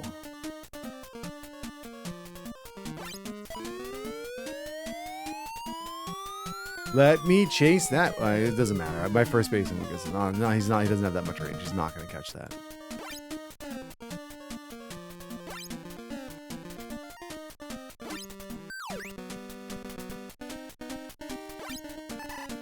Got him with the outside corner. Peyton. All right, bottom of the 7th. Top of our order coming up. Can we maybe try and manufacture another run here?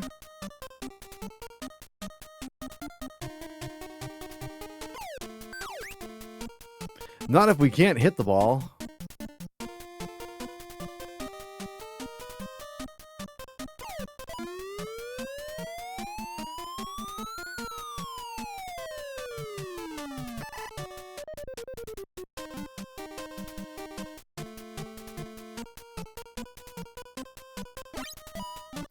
Slow roller over towards second.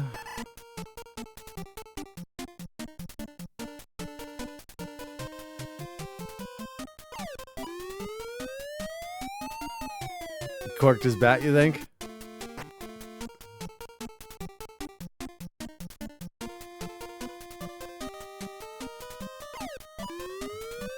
I don't think it has the distance.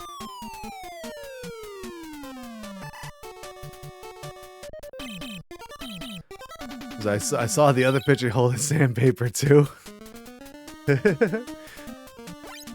Check his hat. He might have the Vaseline under there.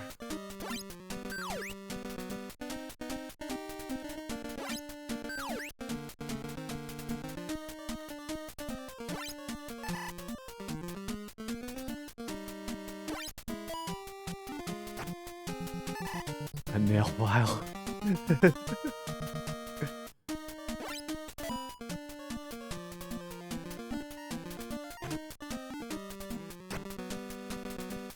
Alright, held him to a single. Pinch runner? Oh, sorry, they can't, no, there's no way they're pinch hitting here.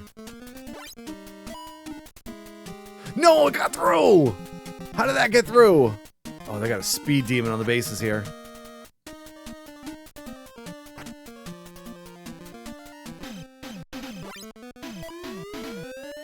Oh, was that a defensive replacement there? Lou?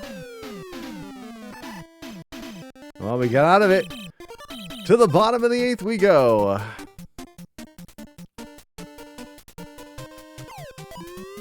So what are we going to have? 9-1-2 coming up?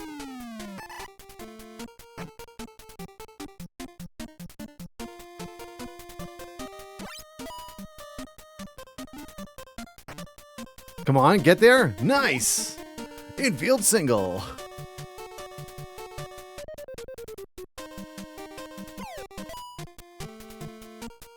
All right. We're putting a couple hits together with the bottom of our order.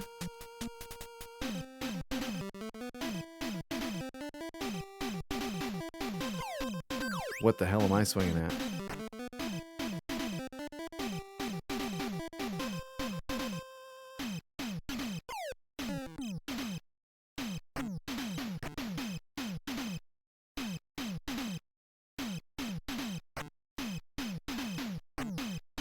Thought he was going to throw to first. Throw to first! He's not going to throw to first. Now they throw to first.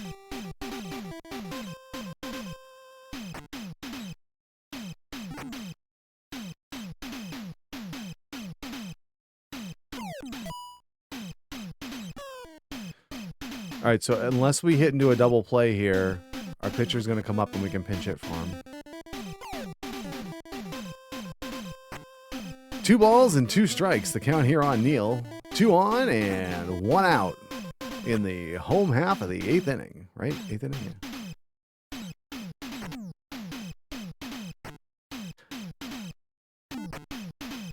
I waited too long. I didn't think he was going to throw to first.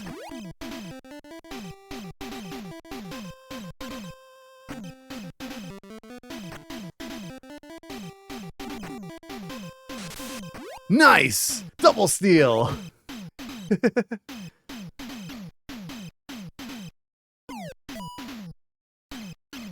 Oh, it's going to get in! It's going to go to the wall! 2 runs! Let's go! Let's go!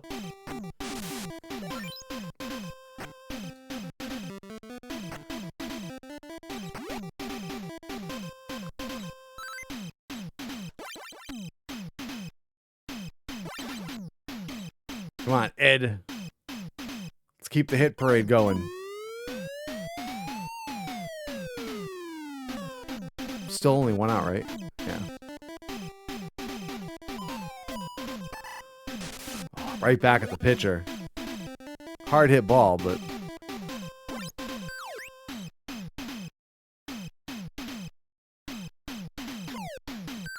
What am I swinging at?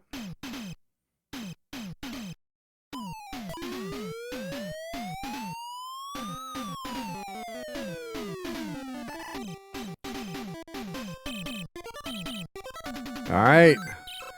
It's up to Kono to come in and close the door.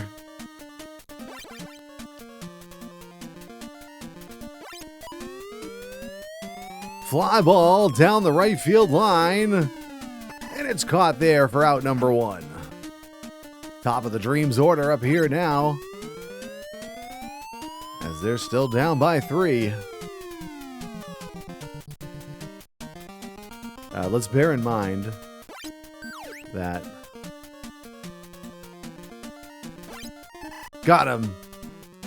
These guys are all like home run threats here coming up here. 2, 3, 4, 5, 6. Like the rest of their line. Oh, except for their pinch hitters, because they've made some substitutions.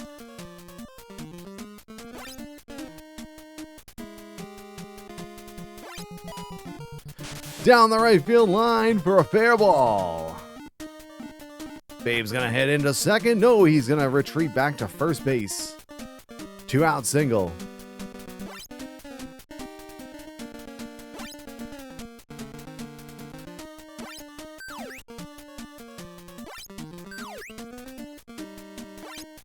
Got him looking! And we beat the Dreams again! Wow!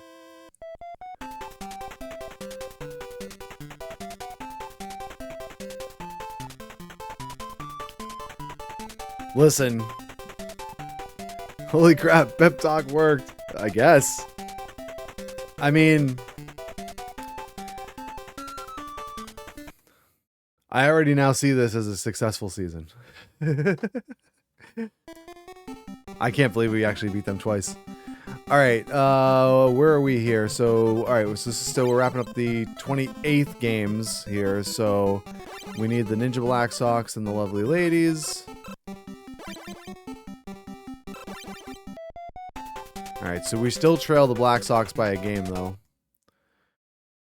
And then the Ghastly Monsters and the World Powers.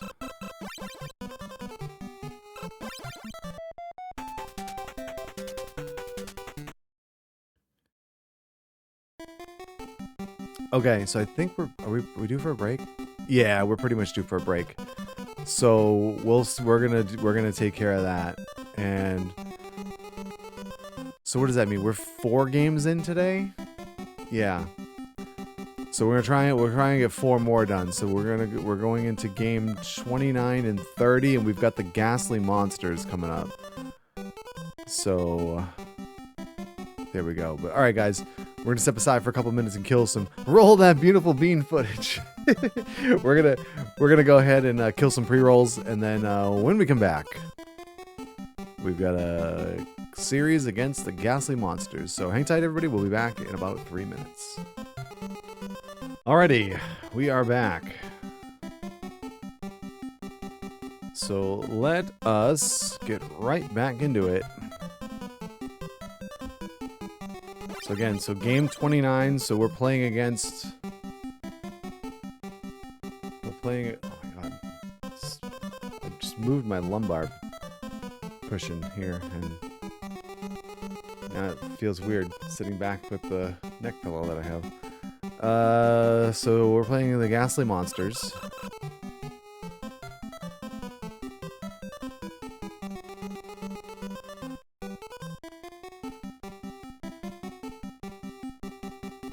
Oh, wait, we're 1 and 3 against these guys, huh? Alright. Let's see if we can turn that around.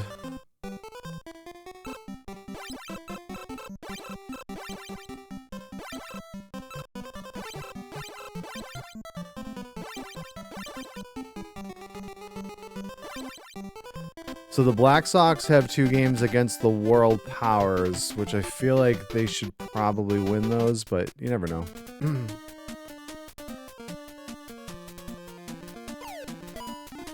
This dude's got a 5 ERA, and we're 1 and 3 against these guys.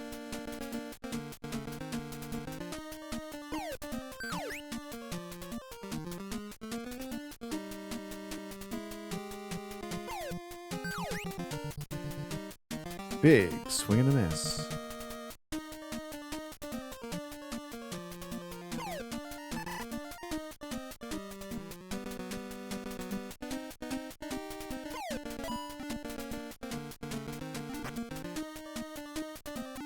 Hey, jab beats it out.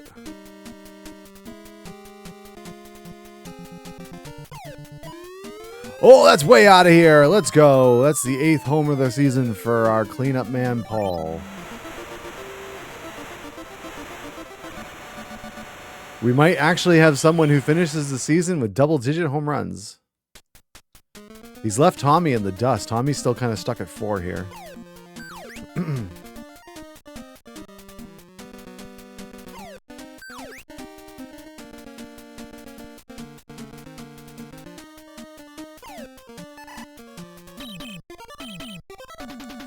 Was this pre-90s, so clearly he's juiced?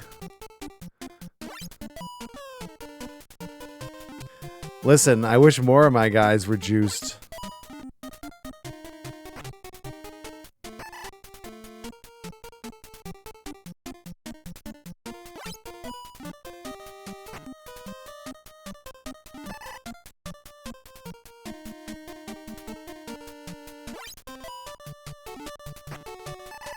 Three up, 3 down.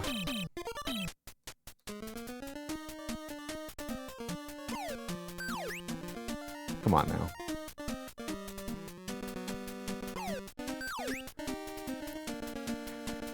You get these late curving ones that go over the inside corner, and then so it makes me swing at a pitch that looks like it's going to hit me because I think it's going to curve. I think Mark McGuire knows a guy. Third baseman has a great arm. He has a decent arm, all things considered. So one of the stats in this game is I think it's literally fielding, and that kind of determines how good of an arm they have in the field. And I think he's like an 8 out of 15. But he's the best that we have because he actually that's the reason why I make those position changes at the beginning of every game, because it doesn't stick for some reason when you're using one of the one of the regular teams in the game, because you can create your own teams in this game too. But yeah, he's originally our second baseman, and our original third baseman has like a noodle arm. Oh, I thought that was going to the wall. So I was like, I went through them like, okay, who's got the best arm, and we'll put them over at third. We lost the first game of the season to these guys, the Ghastly Monsters, on a routine ground ball to third that the guy beat out at first, and the winning run scored in extra innings. It was heartbreaking. All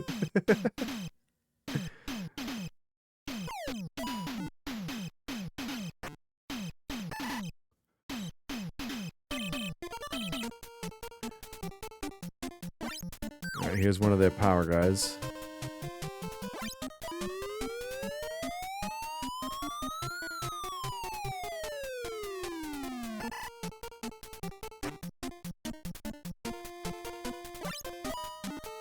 Ground ball to third. The throw to first. We got him.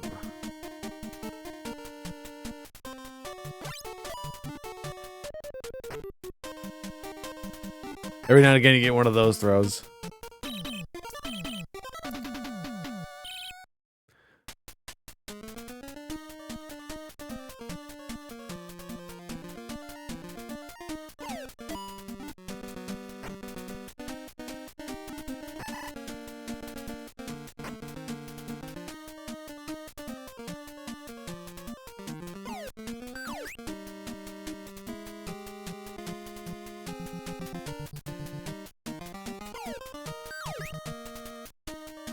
That started to look like it was gonna hit me, and then it curves all the way to the outside corner.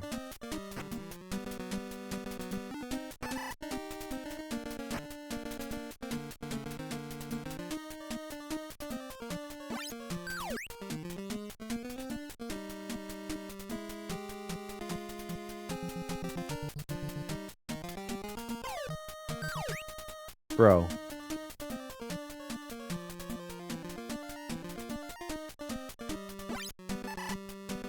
Come on, man.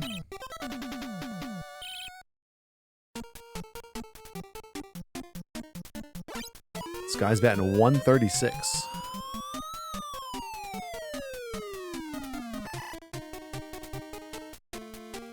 This guy's batting 126. Juden's having himself a day over there.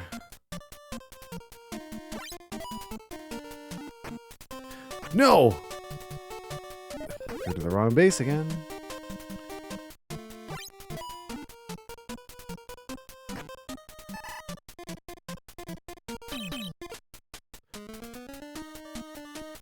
To the fourth.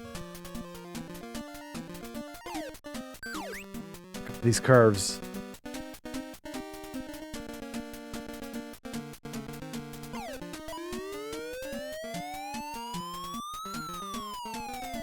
Okay, yeah, their outfielders cover a lot of territory. I think most teams would have caught that anyway, but...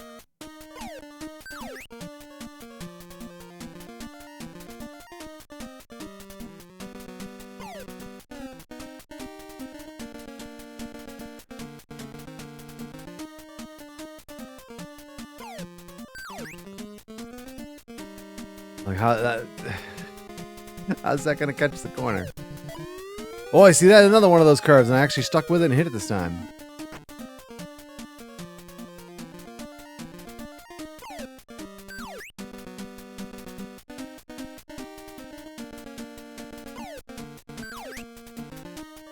Oh.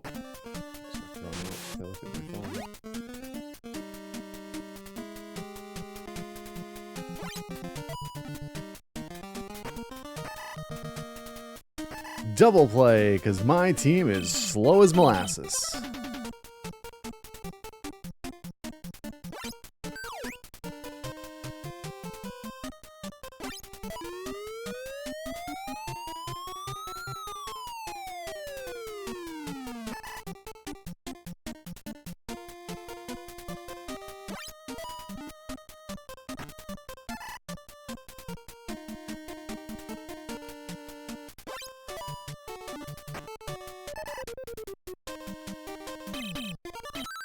Ooh, we're into the fifth.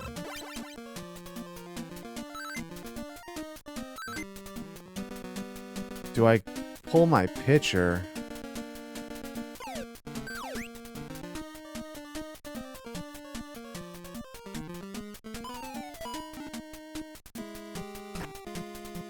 Yeah, we're only up by 2. I think we have to go to a pinch hitter here. He's almost batting 200 though. Wait, we got a righty pitcher.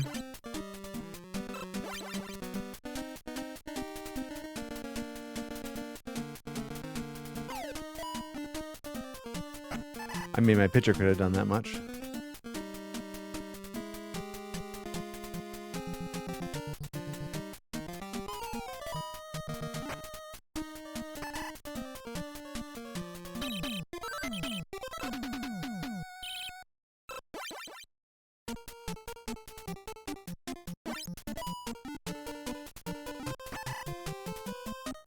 We'll take that.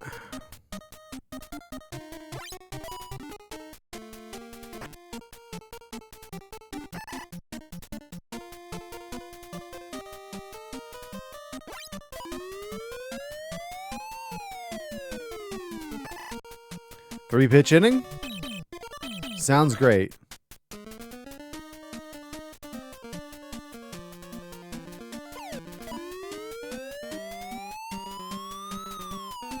Looks like the pitcher was just going to run for home plate. It's like, they're just going to let it drop?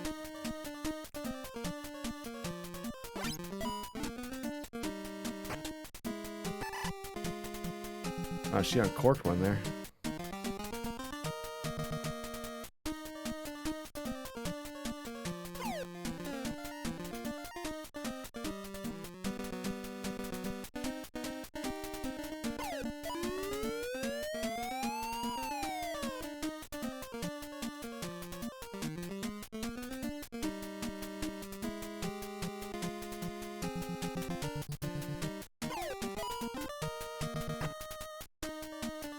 Well, that's not going to get the job done.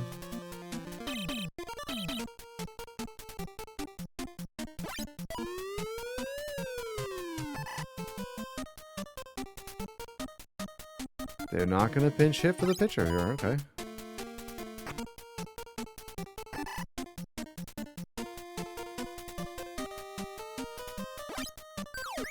Oh, their leadoff guy's got 6 home runs.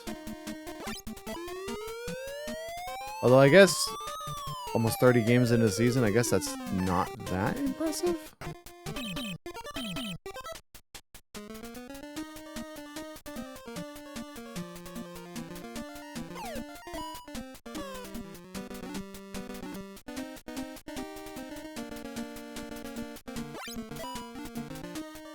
Slow roller to short.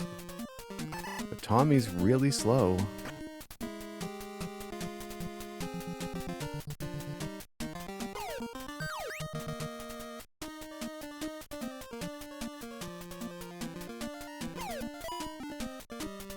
Ooh, we might get a chance to beat this one out. No.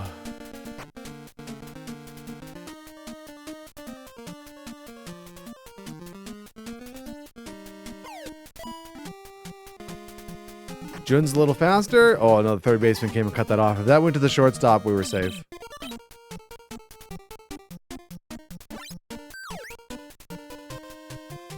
Alright, we gotta try and get Hama through this inning because he's due up to lead off the inning, and then we can pinch hit for him, but we gotta be careful here with the 3-4 hitters specifically. Uh-oh! Warning track power!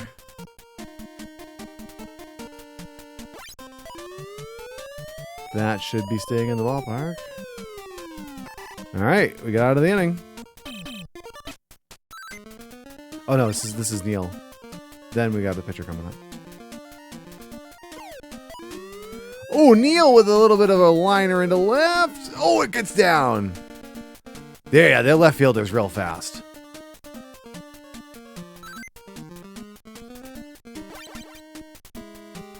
All right, Ed.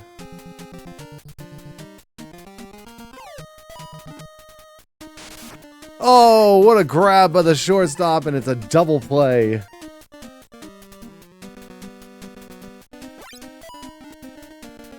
Vince, gonna beat this? Oh man, he uncorked one there. All right, Ikawa. Bottom of the 8th.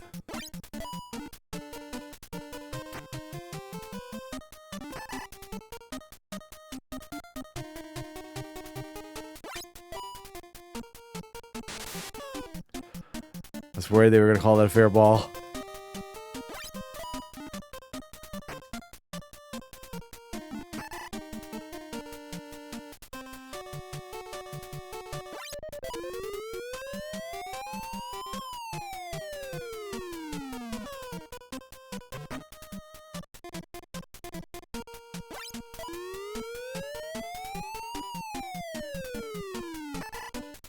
Nice. That means we've got 8-9-1 coming up in the 9th inning for them.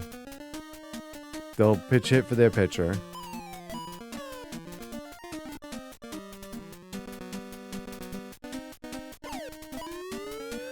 Oh, Manny putting a little charge into one, but it's a routine fly ball to left field.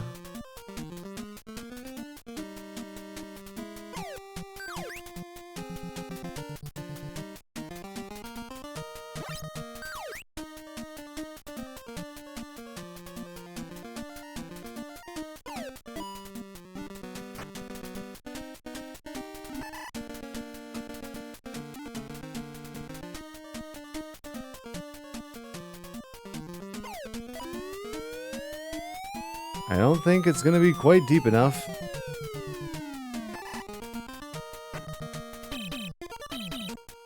All right. Time to go to Kono.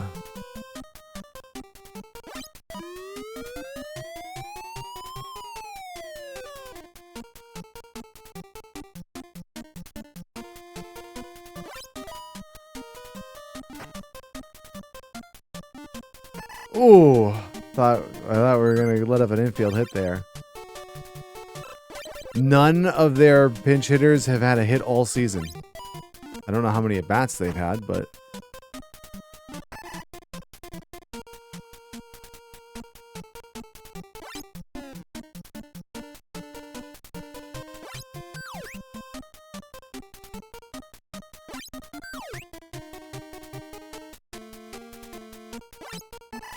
There it is. Another win for the Crushers.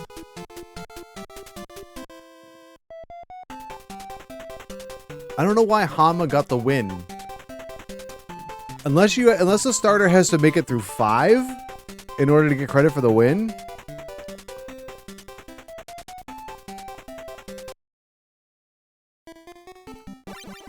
Alright, so now we've got the Ninja BlackSox and the World Powers.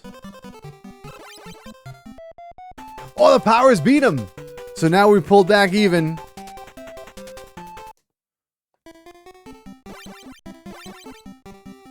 Wait, am I right? We pulled back even with them?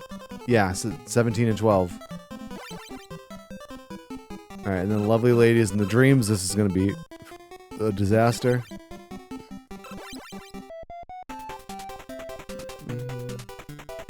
They actually stuck with him until like the 8th inning. Alright, here we go. Game number 30. Ghastly Monsters and the Crushers. Cyfox says, I assume all your players get fully recharged for every game. Except for your starting pitcher. So can I do change if I do change pitcher? Change pitcher. Alright. So if you look at this here, so you have 5 pitchers on your pitching staff. Your first 2 pitchers are considered your starting pitchers, so you alternate back and forth between them every other game. And then you've got 3 relief pitchers. So you see the Shacho here has got a little bit of a sad face because he's tired because he pitched last game. But your relievers can pitch every game and it doesn't matter, no matter how many innings they pitch. They don't get tired. It's just your I'm pretty sure it's just your starting pitchers that can get tired. So we could pitch Shacho if we really wanted to, but his stamina would be affected, and I don't exactly know the precise way it works, but he would get tired a lot quicker than he normally would.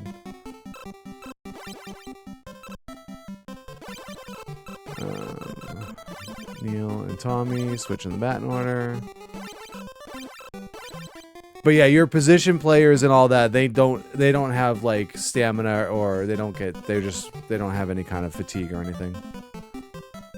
That was one of the so Super Mega Baseball 2 had a thing where you would especially like your catcher, you'd want to switch out your catcher every few games because catchers get tired fast. And that's such a fun game, by the way. If anyone's looking for a more modern baseball game to play, the Super Mega Baseball series is really good. 4 is the most recent one. I think it came out 2 years ago, might even be 3 years ago now. Let me look that up real quick. And that's available on pretty much all platforms, I think. I have it on the Switch. Super Mega Baseball 4. 2023. June of 2023, so it's almost been out for 3 years now. But that's a real fun game. That is a real fun game. There it is.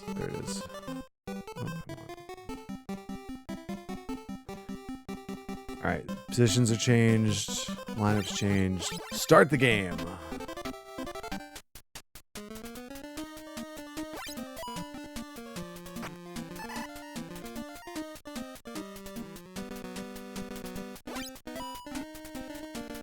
Slow ground ball to third, and he's going to beat that out.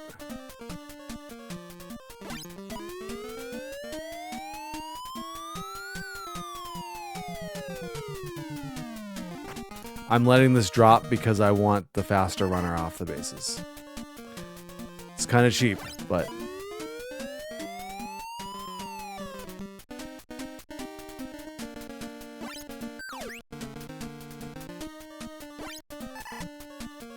Didn't matter because you struck the next guy out anyways.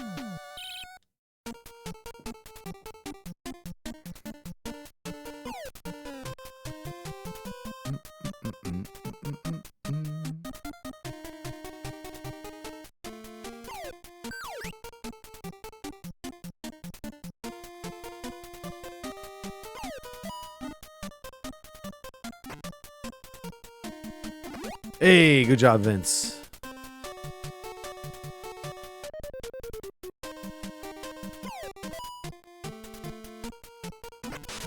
Oh, come on.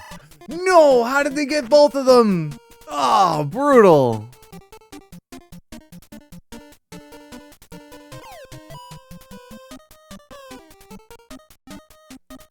Man.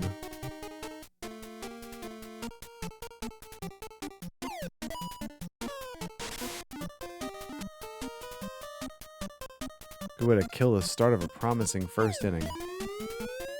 Alright, that's going to drop down. I don't care how fast the left fielder is. He's not getting that one.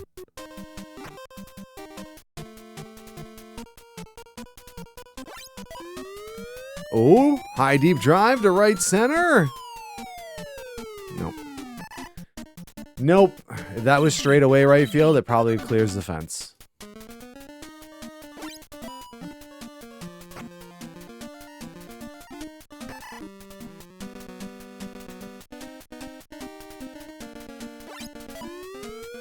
Popped up over to third. The umpire makes the catch.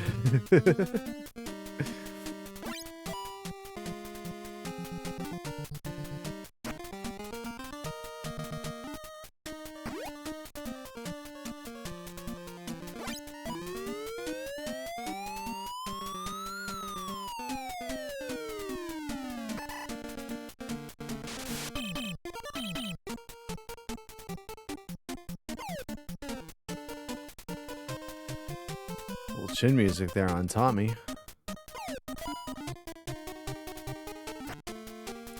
His bat's kind of gone a little bit cold. I think he's still hitting over 400 though, so I guess we can't say he's gone that cold. He definitely hasn't, I mean, he hasn't hit a home run in a long time. And considering he's one of our 2 guys that have had home runs.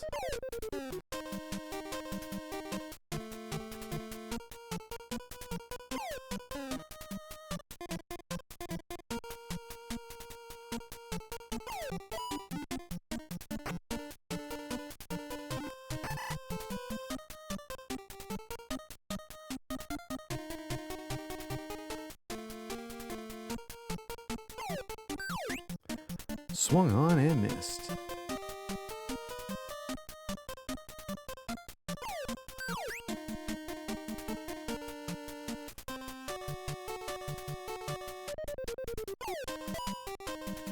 I need to get in the habit of watching, I think, more baseball. If for no other reason than I realize when I'm calling softball games, I have certain things that I say like all the time, like swung on and missed is one of them. I gotta find like new ways to say that a batter swung and missed at a pitch.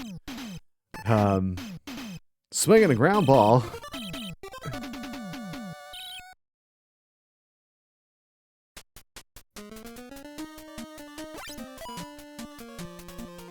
Oh no.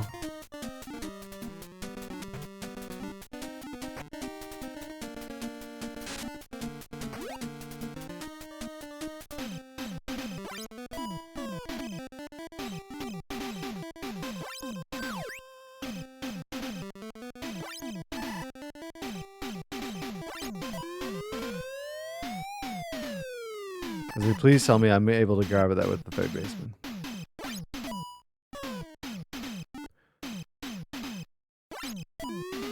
Failure to keep eye on the ball? I mean, that's insinuating that a swing, a missed swing is because they weren't watching the ball. Maybe you just swung and missed.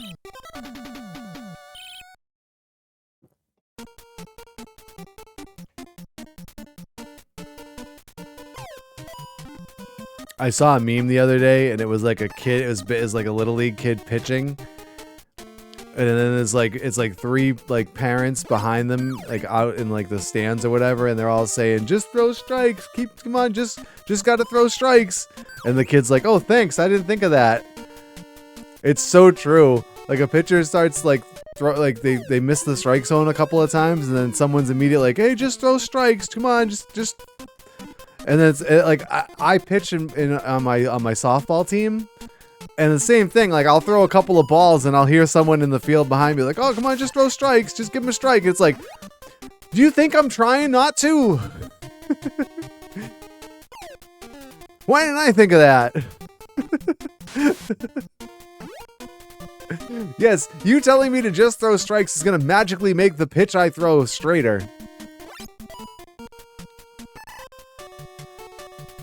Oh, thanks. I thought about throwing beans next. Yeah.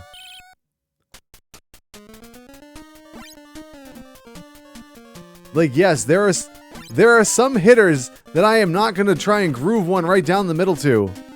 However, I don't have that much control over my pitches.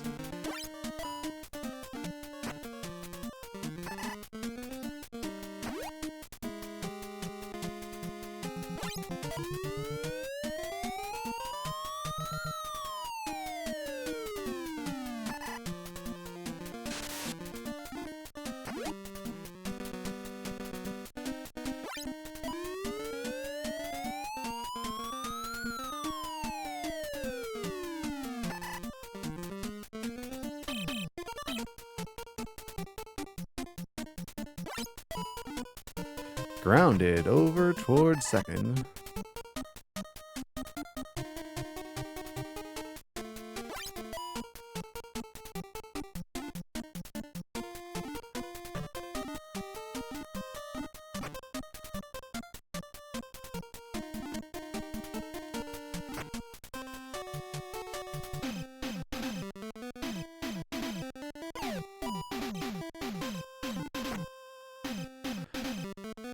Nice.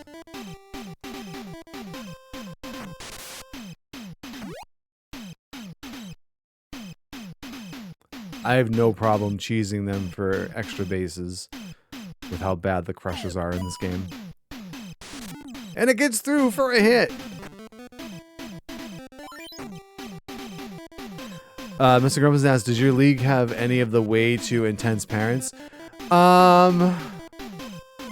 Yeah, we had an issue a couple of years ago where there was one team that we actually had to have a conversation with parents and basically tell them to stop making comments like about umpires, and they needed to chill out a little bit. And we actually had to, and then same team, believe it or not, we actually had a complaint that parents were drinking at the field. And so going into, I think it was going into last year, or it was the summer of 24. We actually had to draft up and make everyone agree to a code of conduct to make sure that we explicitly spelled out like what you can and can't do at the field for this youth softball game. So it was, wow, hey, let's watch our daughter play and day drink. It's just, yeah.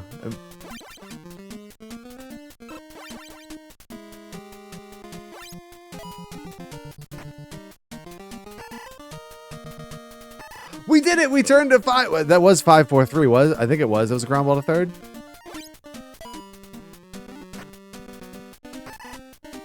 But yeah, I mean, we've had situations. You get it every now and again. I've had to tell people because, like, they'll just. It happens a lot more sometimes with some of like our younger umpires that I'm more concerned with, because you know our adult umpires are like certified umpires. Like they can handle themselves. They don't. I mean, I still think like people should be a lot more chill with umpires than they are.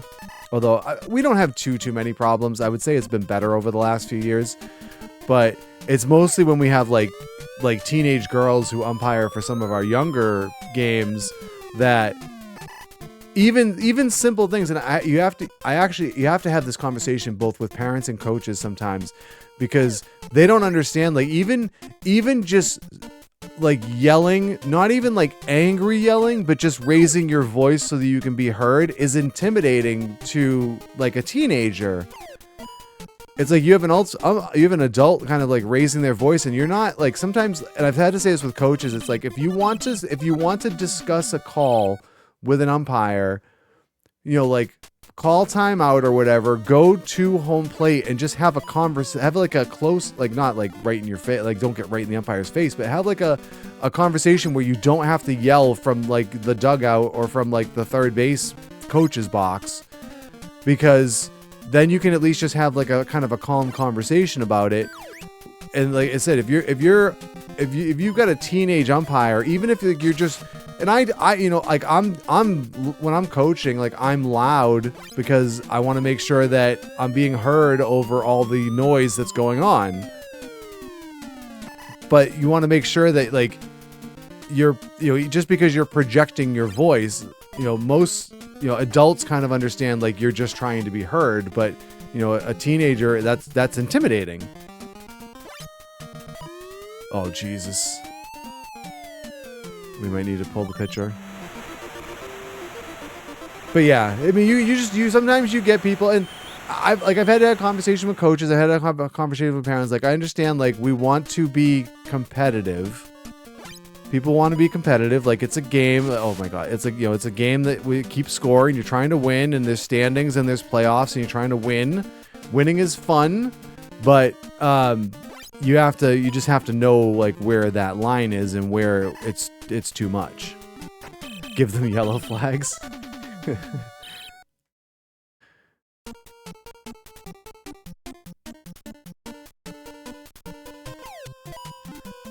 I mean, I also like, I understand, like I've been on the situation where like I think an umpire makes an atrociously bad call and I kind of react, but I also umpire games, so I've been on the other side, and I know, like, I know oftentimes when I make a mistake. I don't necessarily need you screaming that at me to know that I made a mistake. Like, I know I made a mistake, and if I made a mistake, I already feel bad enough about it because I got the call wrong. And so like I don't need you like I don't need you driving that point home for me.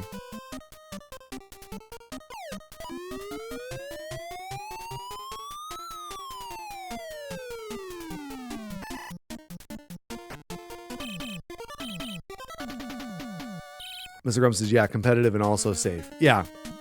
I mean, and the other thing you have to understand too is that like we're a recreational softball program. We are not a club. We're not a high school school team. Like we don't have college scouts coming to our games. That was a nice catch. You know, your daughter is not going to lose a potential D1 scholarship because of something that happens at one of our games. It's not a thing.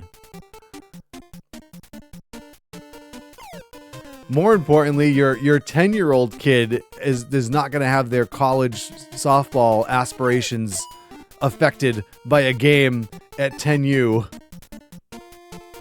So if it wins the next game you're umpiring for, I want to come and taunt you the whole time. Fortunately, I needed to pinch hit for the pitcher there. Fortunately, right now, I am not on the schedule to umpire a game all spring, and I'm happy about that because that means I can live stream most of the games.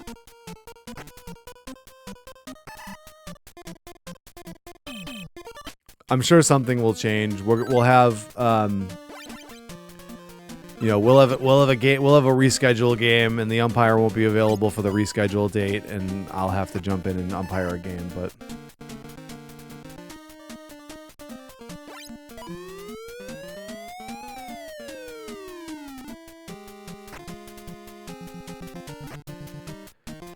this game's a little too close for comfort right now. Ugh.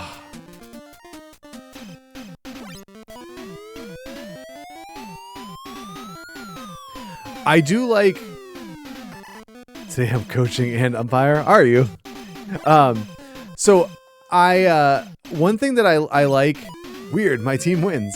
I like that there are some youth baseball and softball organizations that now will do a thing where if a parent has an issue where they are, you know, they have to be reprimanded or whatever for conduct towards umpires, instead of like getting just like ejected from a game or maybe being suspended from coming to the field, they will make that parent will now have to umpire 3 games. The idea behind it, and it's a very good idea, is that if if you actually have the experience of umpiring, you come to appreciate umpires a little bit more, because you know, you're making split-second decisions, and you know, you see what you see, and you're making decisions based on what you see. And you realize that, you know, nobody gets them 100% of the time. You're gonna make mistakes.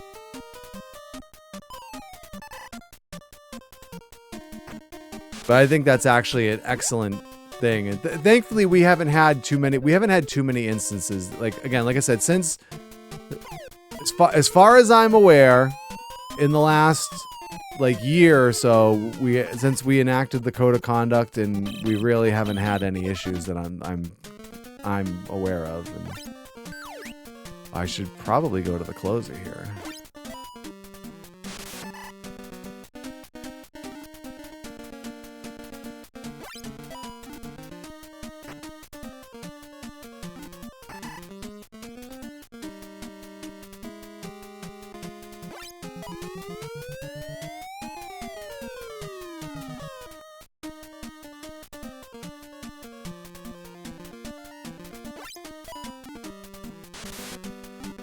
How is that a fair ball? How is that a fair ball?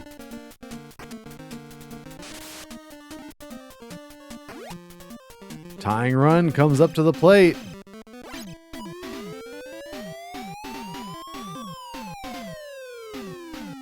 My left fielder's too slow.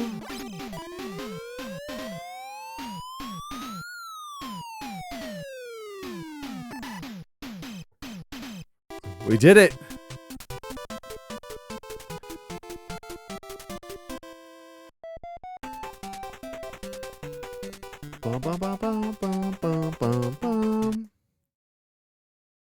Look at those fans in attendance. Alright, so this is game 30, so we're gonna go World Powers and the Ninja BlackSox. Oh, BlackSox won again, so we're still tied.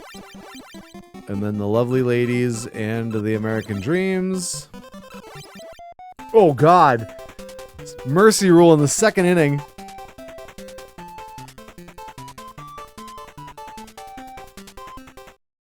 Alright, where are we at as far as time goes? Oh, we got 20 minutes. We got time for another game before our next break.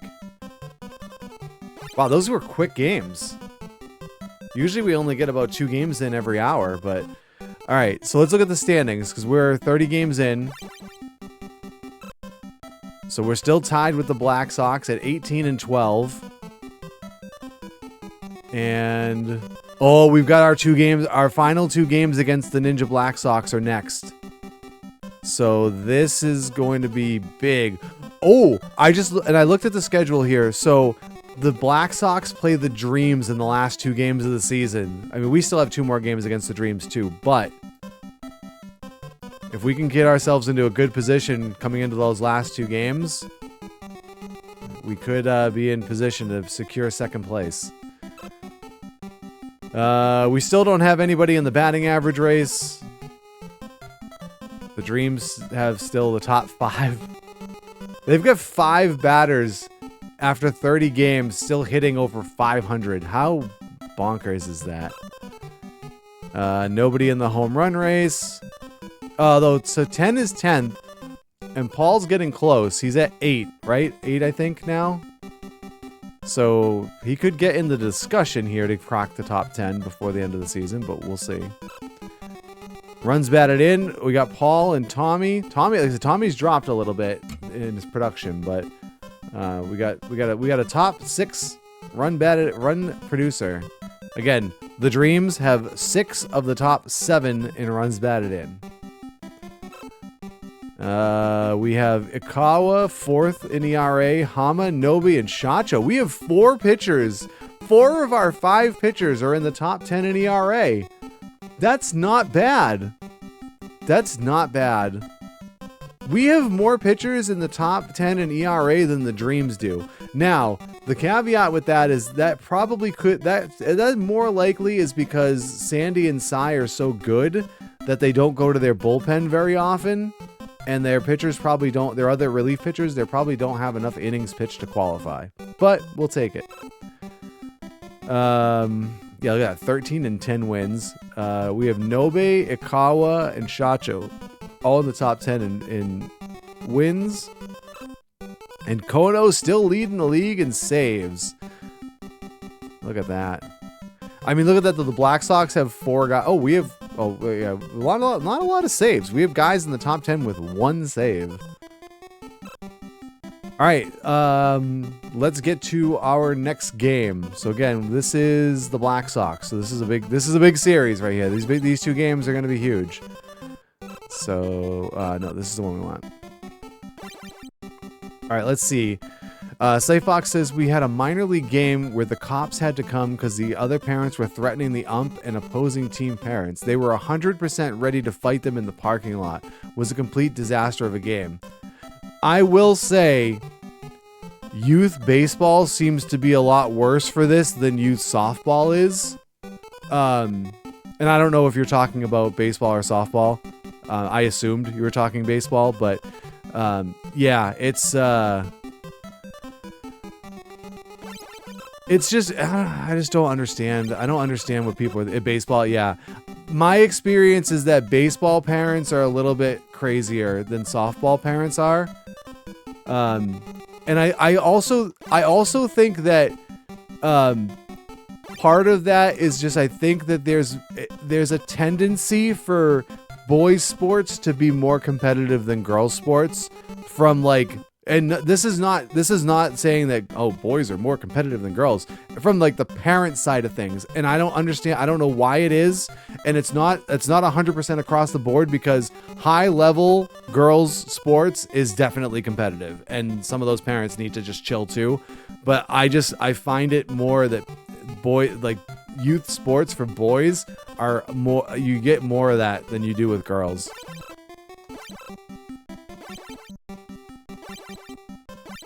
But yeah, it's yeah, I don't like, again, eventually you just have to realize, like, guys, it's like kids sports. I've said this for a while since I've been really involved with youth softball, is that youth sports are amazing until the adults start to really monkey with things and get involved.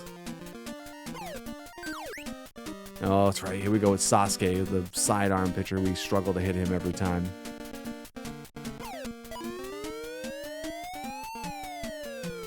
Oh, that third baseman covered way too much ground there. That should have been a hit.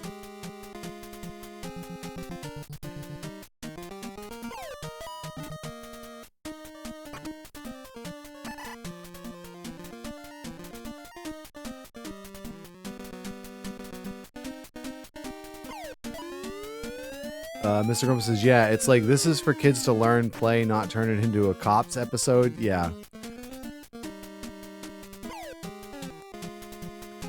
You get some people who just don't understand the line, and they just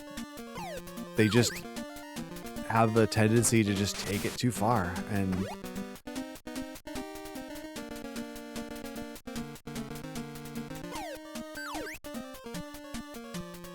we had a situation, again, this is not directly involving us, this is another town softball program, but so last year, there was a group of parents and some coaches, and actually the guy who I guess used to be the president of this town's youth softball program got angry at. I don't know if he was this is why he left, but and there was this big fight, not fist fight, but a big argument or whatever, and so this group of parents and a couple of coaches and the president, or the former president, all decided to break off and start their own program. And so I had heard a little bit about it. I knew that there was there's someone that I used to like, that I'm friends with on Facebook, who lives in this town, and her daughter was actually one of the ones that went to the new Splinter group. I guess we call them the Splinter group, or we'll call them a Rogue group. So I knew something was going on, and we've actually historically had issues with this town a lot. So I wasn't really surprised when when there was like this big kind of blow up and dysfunction going on. But so we got to like the league meeting for the league that we play in for the spring in January. And this was like, I want to say there's like 17 or 18 towns that all play together in this league. And so the guy who kind of runs the league, you know, he's running the meeting and we're going over things, and he's like, and basically bringing up that like, hey, so we got reached out to by this group that broke off from, you know, the town program, started their own program and wanted to join the league. And we basically told them to go pound sand because we're not going to support rogue programs because you're hurting the town's program, which it is. Like, you're essentially splitting the player base up. You're making it harder for, you know, teams to form. And of course, you know, it was a lot of like the club players and the better players. And so it's like those parents and those coaches who are causing the problems that started this thing. So it's like, I just like the kids don't care about a lot of this stuff, man. They just, especially at the younger ages, like they just want to play and have fun. They don't care about all the drama that adults want to bring into this stuff. Cyfox says their pitcher was taking long between every pitch and parents started commenting about it. The ump finally said something to the coach about the kid being slow, and the parents took it as him calling the kid mentally slow. Because of course they did. They literally had a complaint. The umpire addressed their actual complaint, and they turned it into something else. Because of course. Why wouldn't they? It's just, I don't know.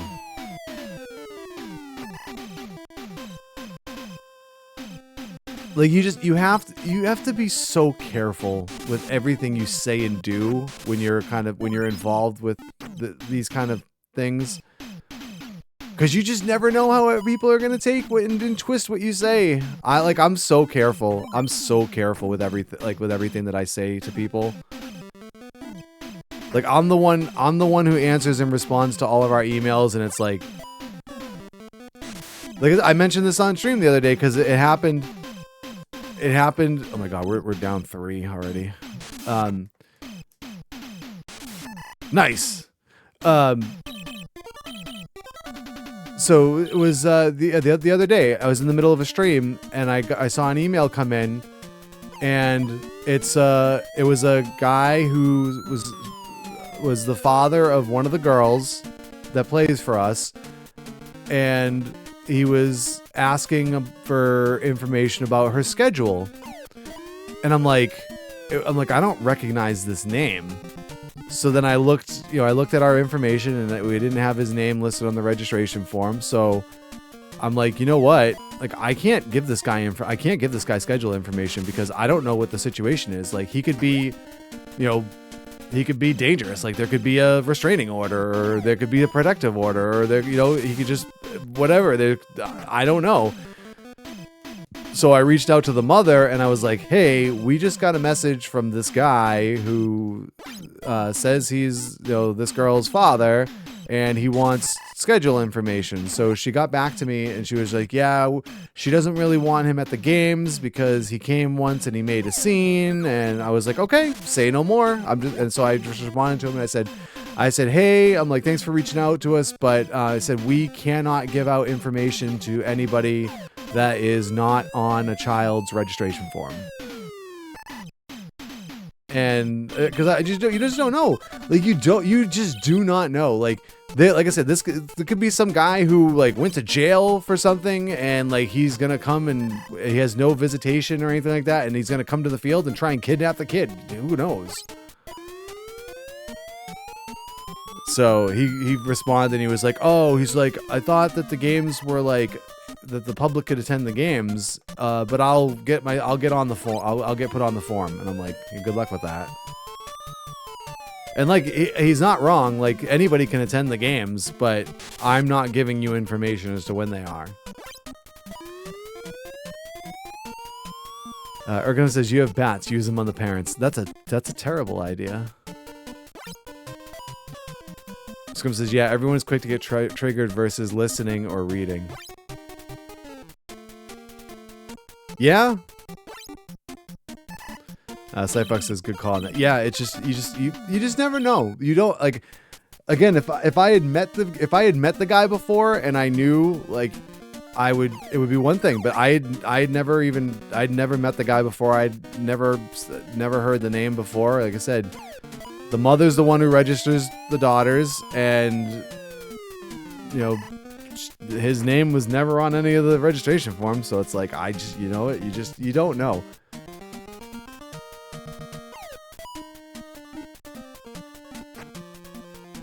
But it's like, oftentimes, like, I'll see an email and it's like, I want to respond immediately and I want to get, you know, but then, like, if, you know, for certain situations, like, you really just have to sit and go, okay, wait a second. Like, what am I saying? How could that be construed? Cause like, this is gonna sound weird the way that I'm phrasing this, but in my position as the president of the program, I'm kind of like the face of the program.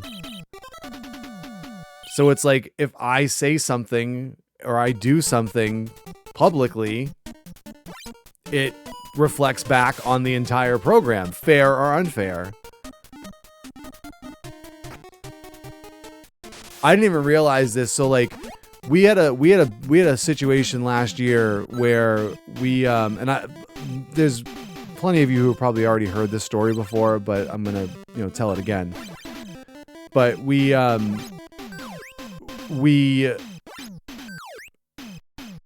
got notified that we were gonna start having field rental fees that we never had before. We essentially weren't charged for our field usage. And it was going to go from essentially nothing to $20 a day to use the fields. And crunching the numbers and all that, it was, oh my God, I didn't miss that. You've got to be kidding me. It was gonna amount to about $5,000 a year. And like, that's a lot of money. Like, we try and keep our costs as low as possible because we are, you know, we're in a city where low income is a concern, and we don't want to price kids out from playing. So we try, and our registration fees, we try and keep them so that they only cover our operating costs, and not much more outside of that. And then for anything else, anything above and beyond that we need or that we're trying to do, we try and do that through fundraising. So why is Geico calling me? Hold on, Mike, this is my insurance company. Hold on a second.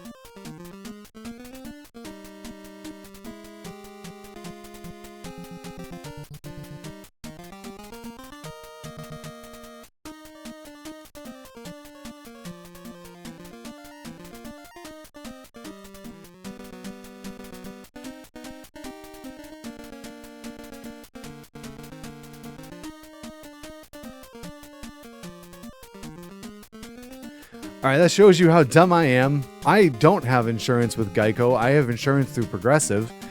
And when I just changed insurance companies this year. I used to be with Liberty Mutual, and then they were so expensive. Oh my God, my pitcher.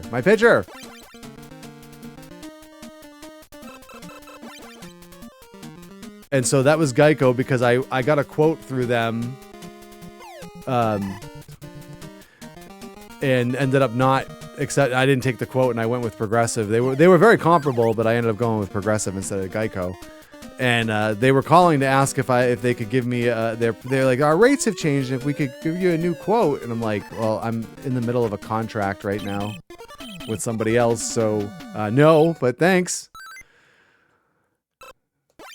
So anyway, trying to remember. Oh, so anyway, so did the gecko call you and sing "Baby Come Back"? I know, I've never been a Geico customer, so. So to try and make a long story somewhat short, we kind of had I had a little bit of back and forth with the guy that we deal with from the school. So again, our fields are through the school department and not the Parks Commission because of where the fields are and who's controlling the fields.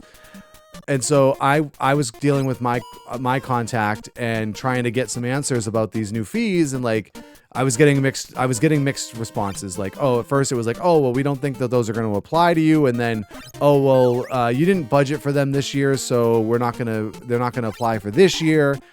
And then so I'm like, okay, well, we're going to have to deal with these next year.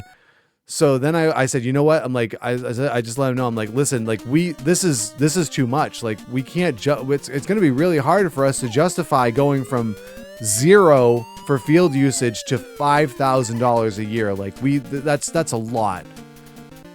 And so, he was like, all right, well, and he's like, well, we'll have to talk about it internally and then I'll get back to you. So then, so we started hearing about this in June. I think it was June when we first started hearing about this. This conversation has gone on until September, and finally, so I'm like, hey, like, what's the deal with this? Like, we need to know, like, are you guys willing to like not charge us or reduce? Like, what's the deal? And he's like, well, we'll have more information for you before your next year's registration. And I'm like, I can't wait that long. Like, if we're gonna have to pay $5,000 a year to use our fields, we have to figure out, one, if we can afford that. We're gonna have to like jack up our registration costs or like fundraise like crazy, or we're going to have to try and find new fields to play at. And at this stage, like, if we wait any longer, there's no chance we're going to have fields to play other options for next year. So I'm like, that's it. I can't deal with this anymore. Like, I can't wait without getting a response. So I ended up sending out an email to all the members of the school committee and the mayor, who for us in Brockton is actually the chair of the school committee as well as the mayor, and also the superintendent. And I just hear like, hi, this is who I am. This is what we do. This is what we've been told, and these are our concerns. And I got response from one school committee member who happened apparently to be the only one who voted against the fee increases because they basically, it wasn't like we weren't targeted for this. It was just they redid all of their rental fees because the school budget went all to hell a couple of years ago, and they were in like a $19 million deficit because of just incompetence. And so they're basically trying to right the ship as any way they can. So there was this one school committee member who voted against the increases, but also was the only one of the school committee who was not seeking re-election in the November elections last year, and I can't believe they beat that out. So I'm like, well, that's great, but that doesn't really help us much. They basically just explained. They said they'd look into it. And I'm like, well, it's like, really, like, what is that really going to do for us? So after like a week of not getting any other responses, I said, well, you know what? Time to go to plan B and start to go scorched earth.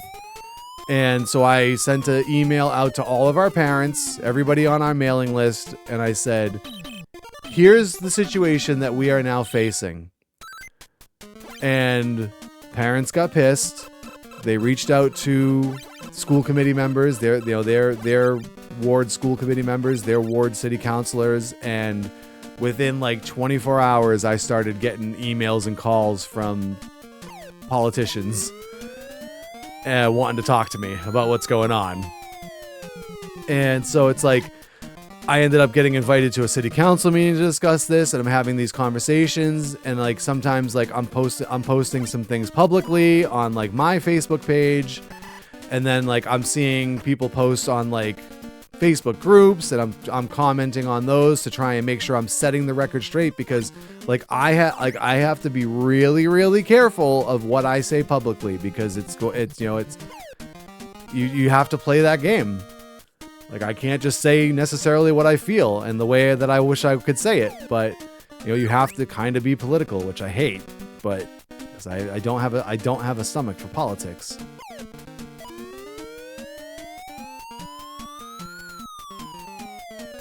But yeah, so it's that thing. It's like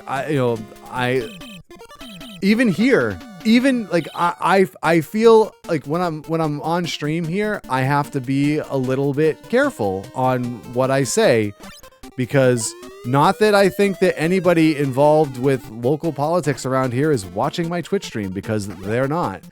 However, what I say here is readily available for public consumption.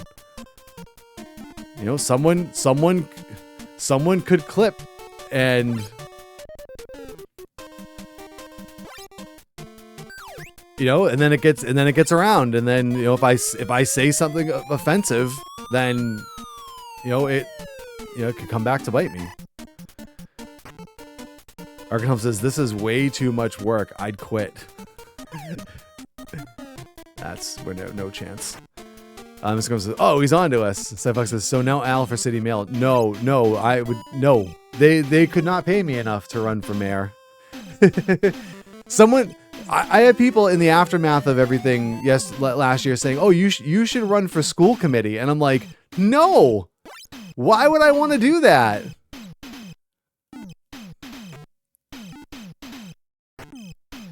Arkansas says, "I'm going to move there and run for office. You're in big trouble, sir." Oh my god, we're going to lose this game.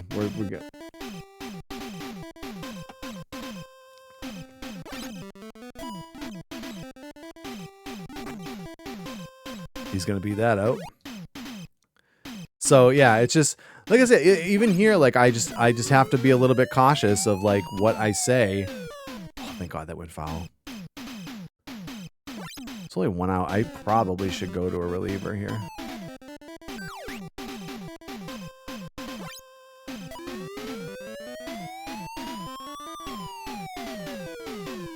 You just never know.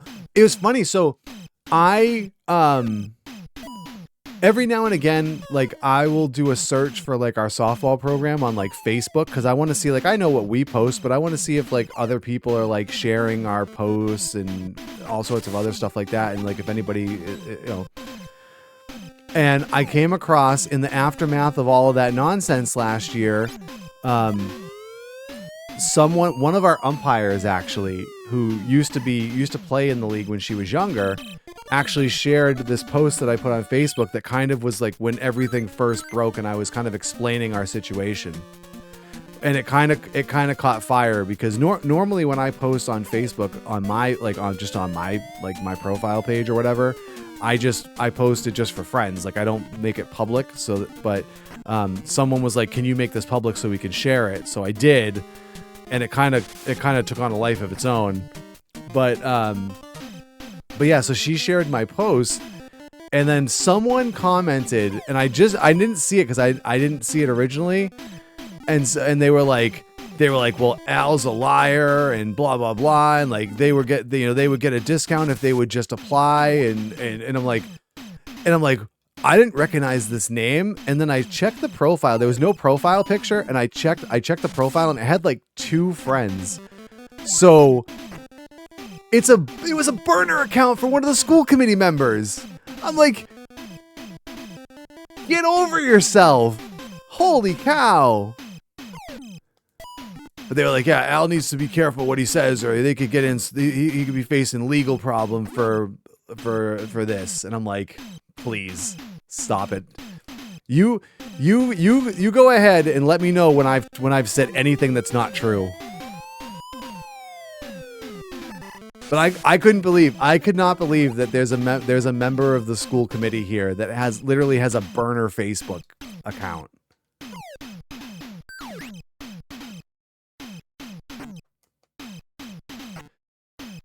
Which is the funny thing about that is he's actually one of the most disrespectful people I think I've ever met. And he says wild, absolutely wild things at committee meetings, and just like just people don't bat an eye. Like he's just like monumentally unprofessional.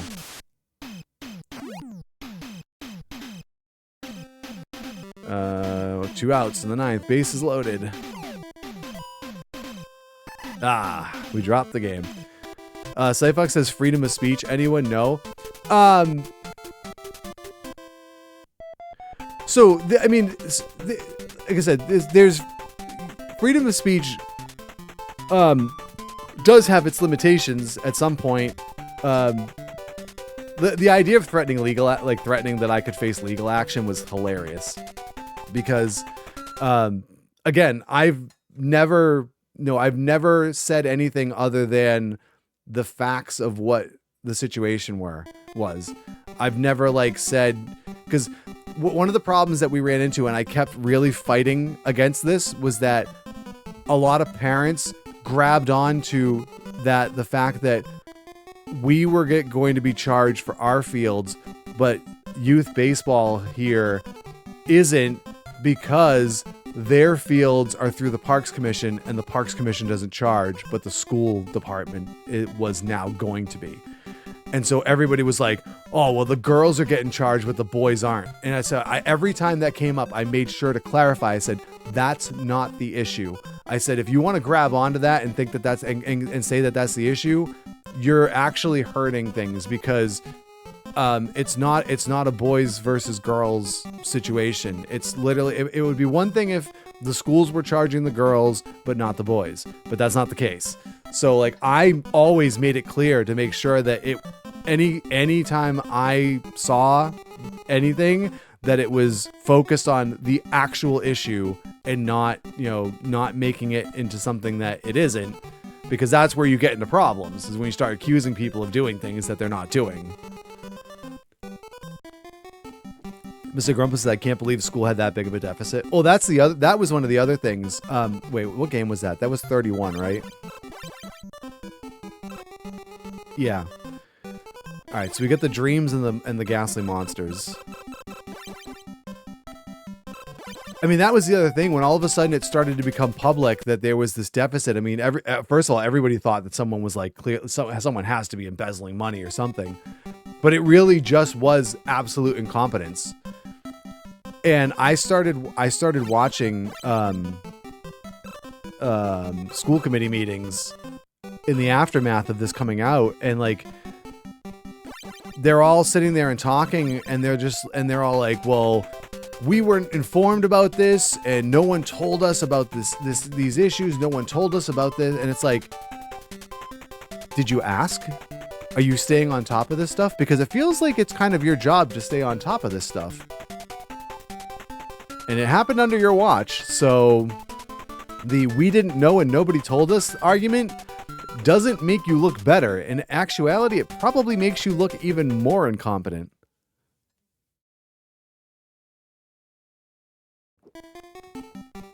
But yeah, it was just massive overspending is what it was. It was just massive overspending. And just mismanagement. All right, we should be due for a break here. Yeah, we're overdue for our next break. So we're now we're 31 games in, and I want to get one more game in before we maybe switch to do something else. So right, see standings 31. Yeah, 31. So all right.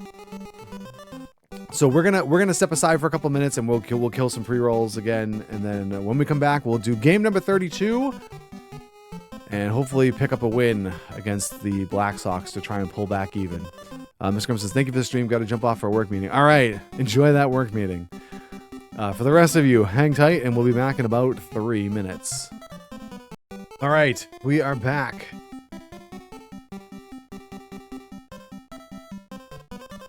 So let's get to game number 32. And so it's the BlackSox facing us at home. And again, so we're a game behind them now. Yeah, we're a game behind them now. So if we win this, then we pull back even. So this is kind of an important game. Well, last game was kind of an important game too, but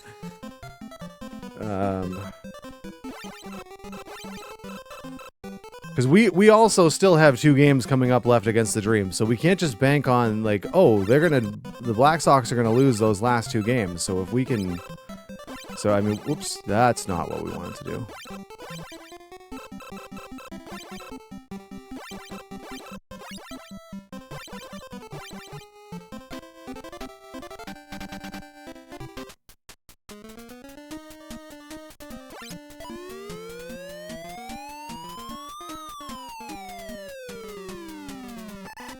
I also, like, I definitely was talking, I'm streaming, I should be talking a lot, but I was a little distracted during that last game. Like, I left my pitcher in way too long.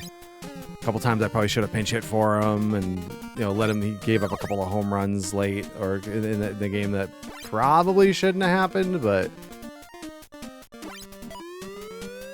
Uh-oh. Speaking of home runs... Oh, never mind. Right at the wall.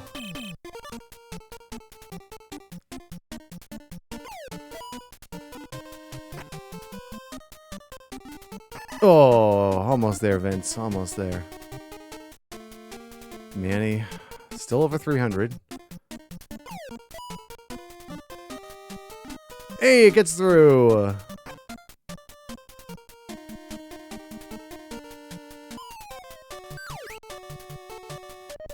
God, their catcher's got an arm.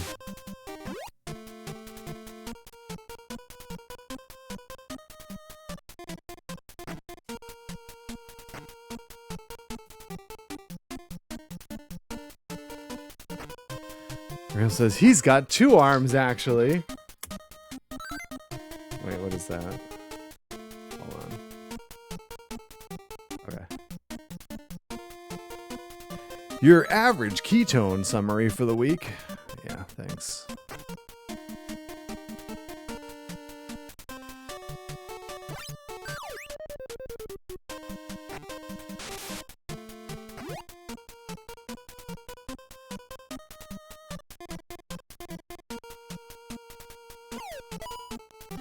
Uh-oh, this could be 2. Double play.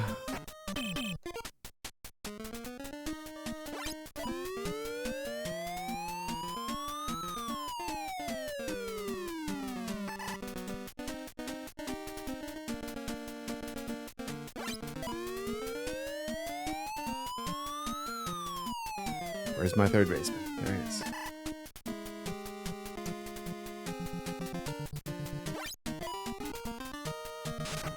Oh, what a grab!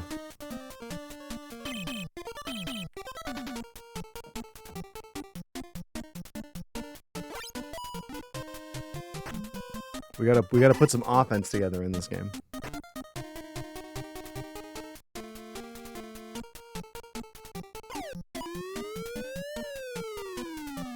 Fair ball! Must have kicked up some chalk. Oh my god, he's not gonna make it. He's so slow! Oh my god!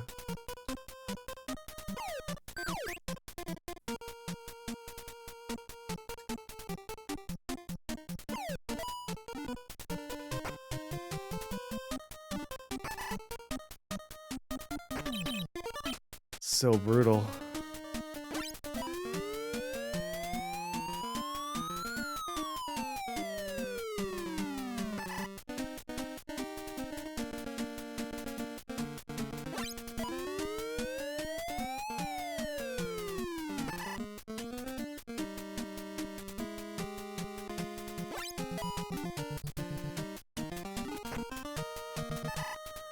All right, 3 up, 3 down.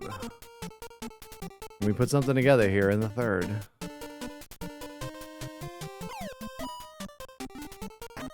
We've had 2 hits. One was erased with a double play, and the other was erased trying to stretch it into a double.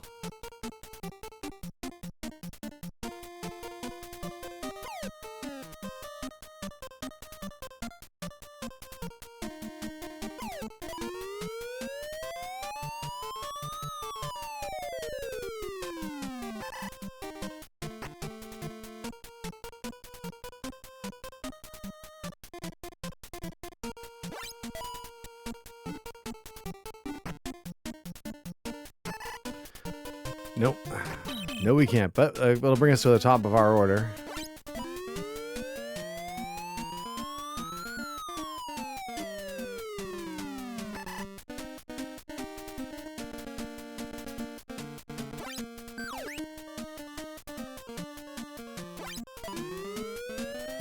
Popped up over towards second. And Neil has it. This guy's got 14 homers, huh? Make it 15. Oh, I didn't realize you can jump with the A button, too. I thought it was just the B button.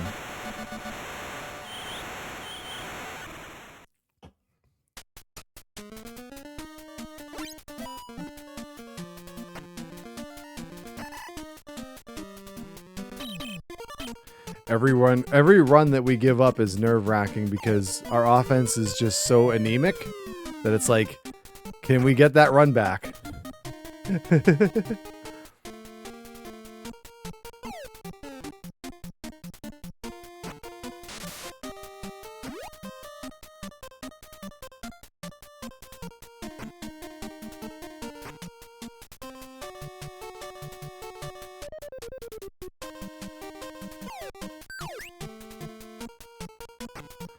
Like, this is my fastest runner at first right now, and he can't even steal second. I mean, their catcher is good, so. No, we don't want to do something stupid. We got a runner in scoring position.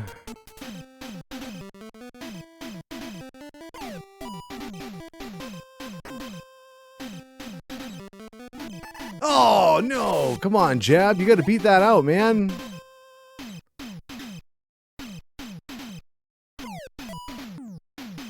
Paul lines it into the gap for a hit that's going to bring home Vince, and the game is tied. Can he get to second? No way. He's going to be out. He's going to get it back. He's going to be out at first. I should... His eyes are so slow.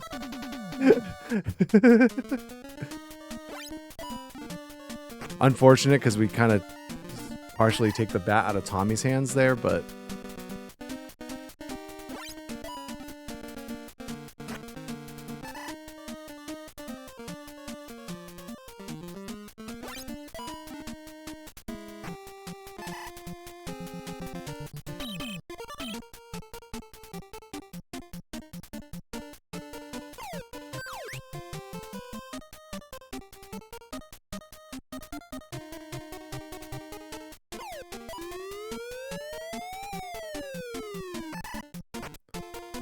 Cyfox says, did anyone on your team eat their Wheaties today? No, clearly not.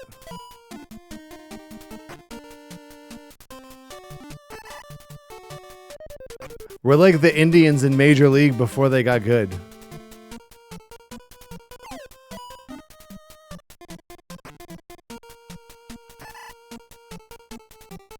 That's such a good movie, by the way.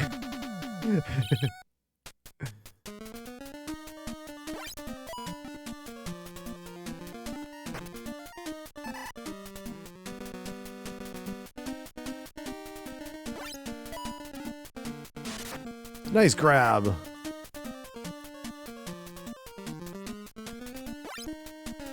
Oh, we're in the 6th inning already, huh? And nobody's still in. This is probably gonna have to be his last inning because we're coming up to like the good part of their order, and he is liable to let one go flying out of the yard here.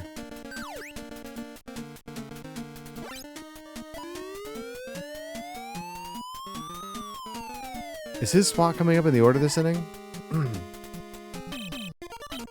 It is excellent. This is probably the best timing we could have asked for this. Routine fly ball to center field, and that's the first out of the inning. All right, lefty pitcher, so let's go with Taro.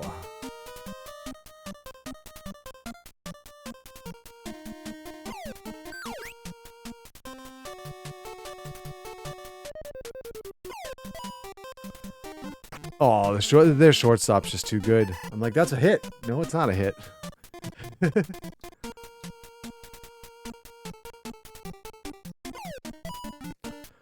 Slow roller to short. It's fielded there and in time for the out. That retires the side. In the 6th, we go to 7th inning. All knotted up at 1. All right, Ikawa, come on. You got to deal with their heavy hit. Oh, no! Oh, it's in the... All right.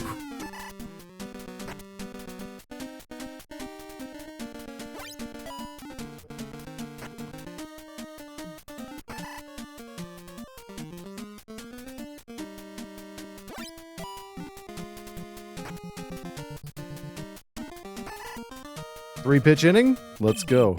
Let's do it. Here we go. 2, 3, 4 coming up. Oh my God, the shortstop. Stop it.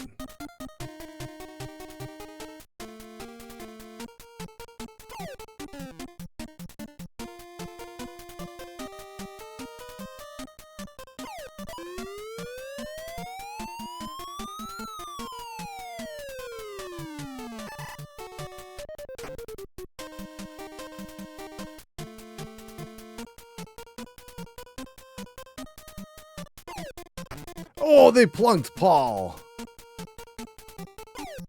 They literally just... That's almost like an intentional walk. That felt like. First pitch, they plunked him. My best hitter. There says, wow, did that guy owe the pitcher money? I don't know, man. Oh, they almost hit another one.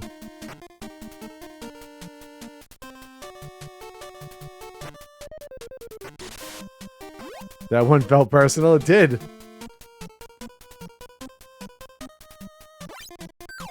Oh, that just caught the corner.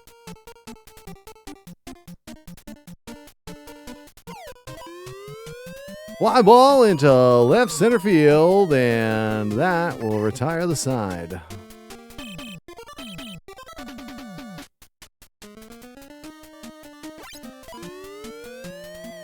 Oh God, that was in no man's land. There's no way my second baseman was going to catch that.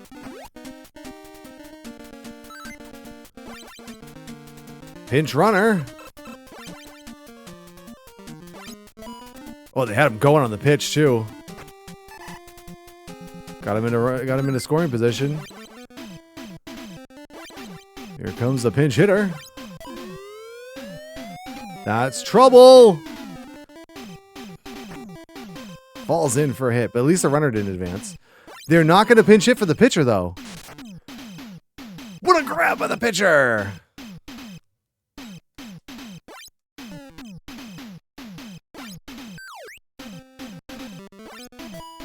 No, it gets through!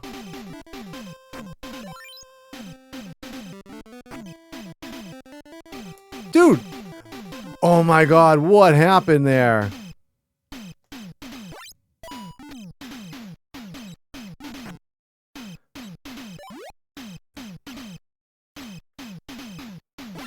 This game is trolling me right now. Jackson's best athlete on the field.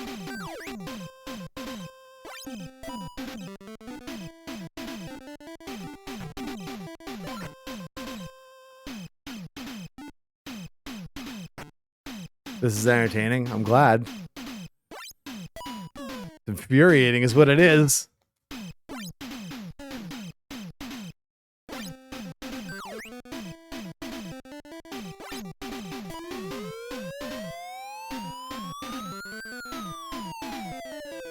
All that happened with, like, almost all that happened with 2 outs. Are you playing as the white team? Yes. Have been all season.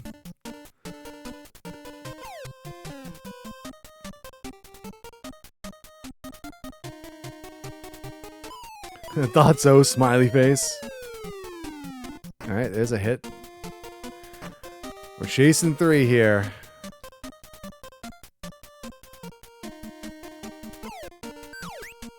Jack's redeemed for a treat for Steve, but he is not in the room here with me today. He hasn't been pretty much all stream because I was doing laundry when I started.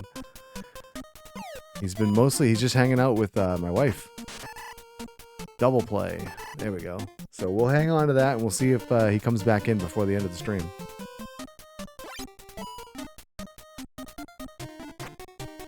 So evil doing laundry. He gets triggered by the sound of the washer and the dryer now. The washer more than the dryer, but the dryer kind of does it too here.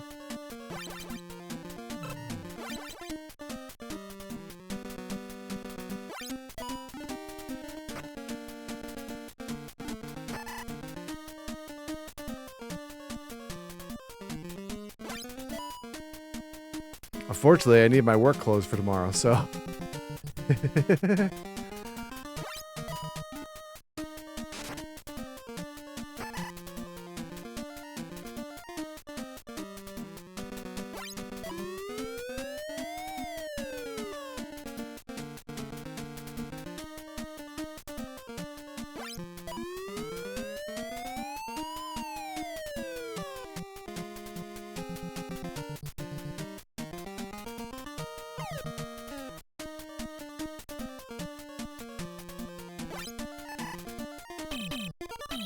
On to the 9th. Can we make up 3 runs?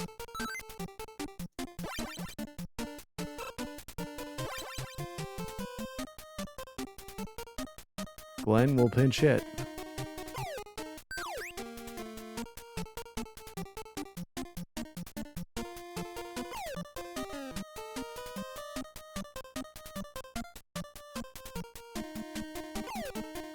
Oh, come on, man. That should have been a hit. I feel like if we get a base runner or 2, they might go to the bullpen. They might go to a relief pitcher. How did that not hit? Stop it. That's ridiculous.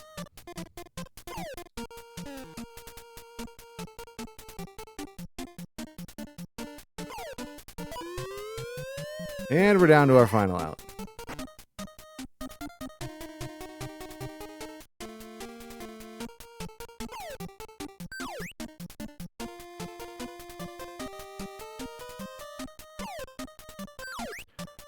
Come on with this paint in the corners garbage.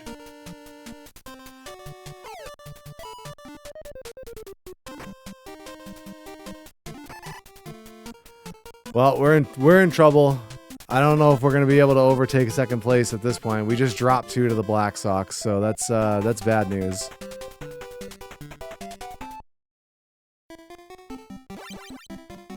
All right, so the monsters and the dreams. And then we got the powers and the ladies.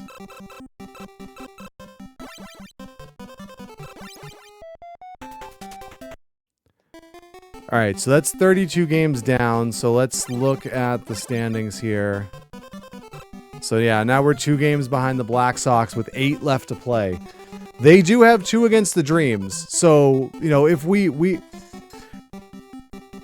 can make up that ground, but we also have 2 against the Dreams, and we have beat them twice, but that's yeah, we can't rely on having to beat the Dreams. So it's gonna be rough to try and finish in second place at this point. But we're still above 500, which I think with this team is not shabby. Again, we'll just take a quick look at the leaders. Nobody in the average race, nobody in the home run race. Paul is 5th in RBIs. Tommy's still falling back a little bit more.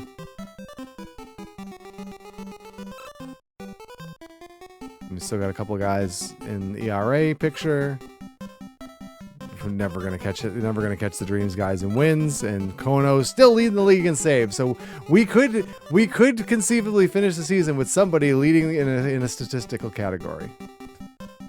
So, there you go. So yeah, 8 games left to play, and that's where I think we'll stop there with the baseball stars for today, guys.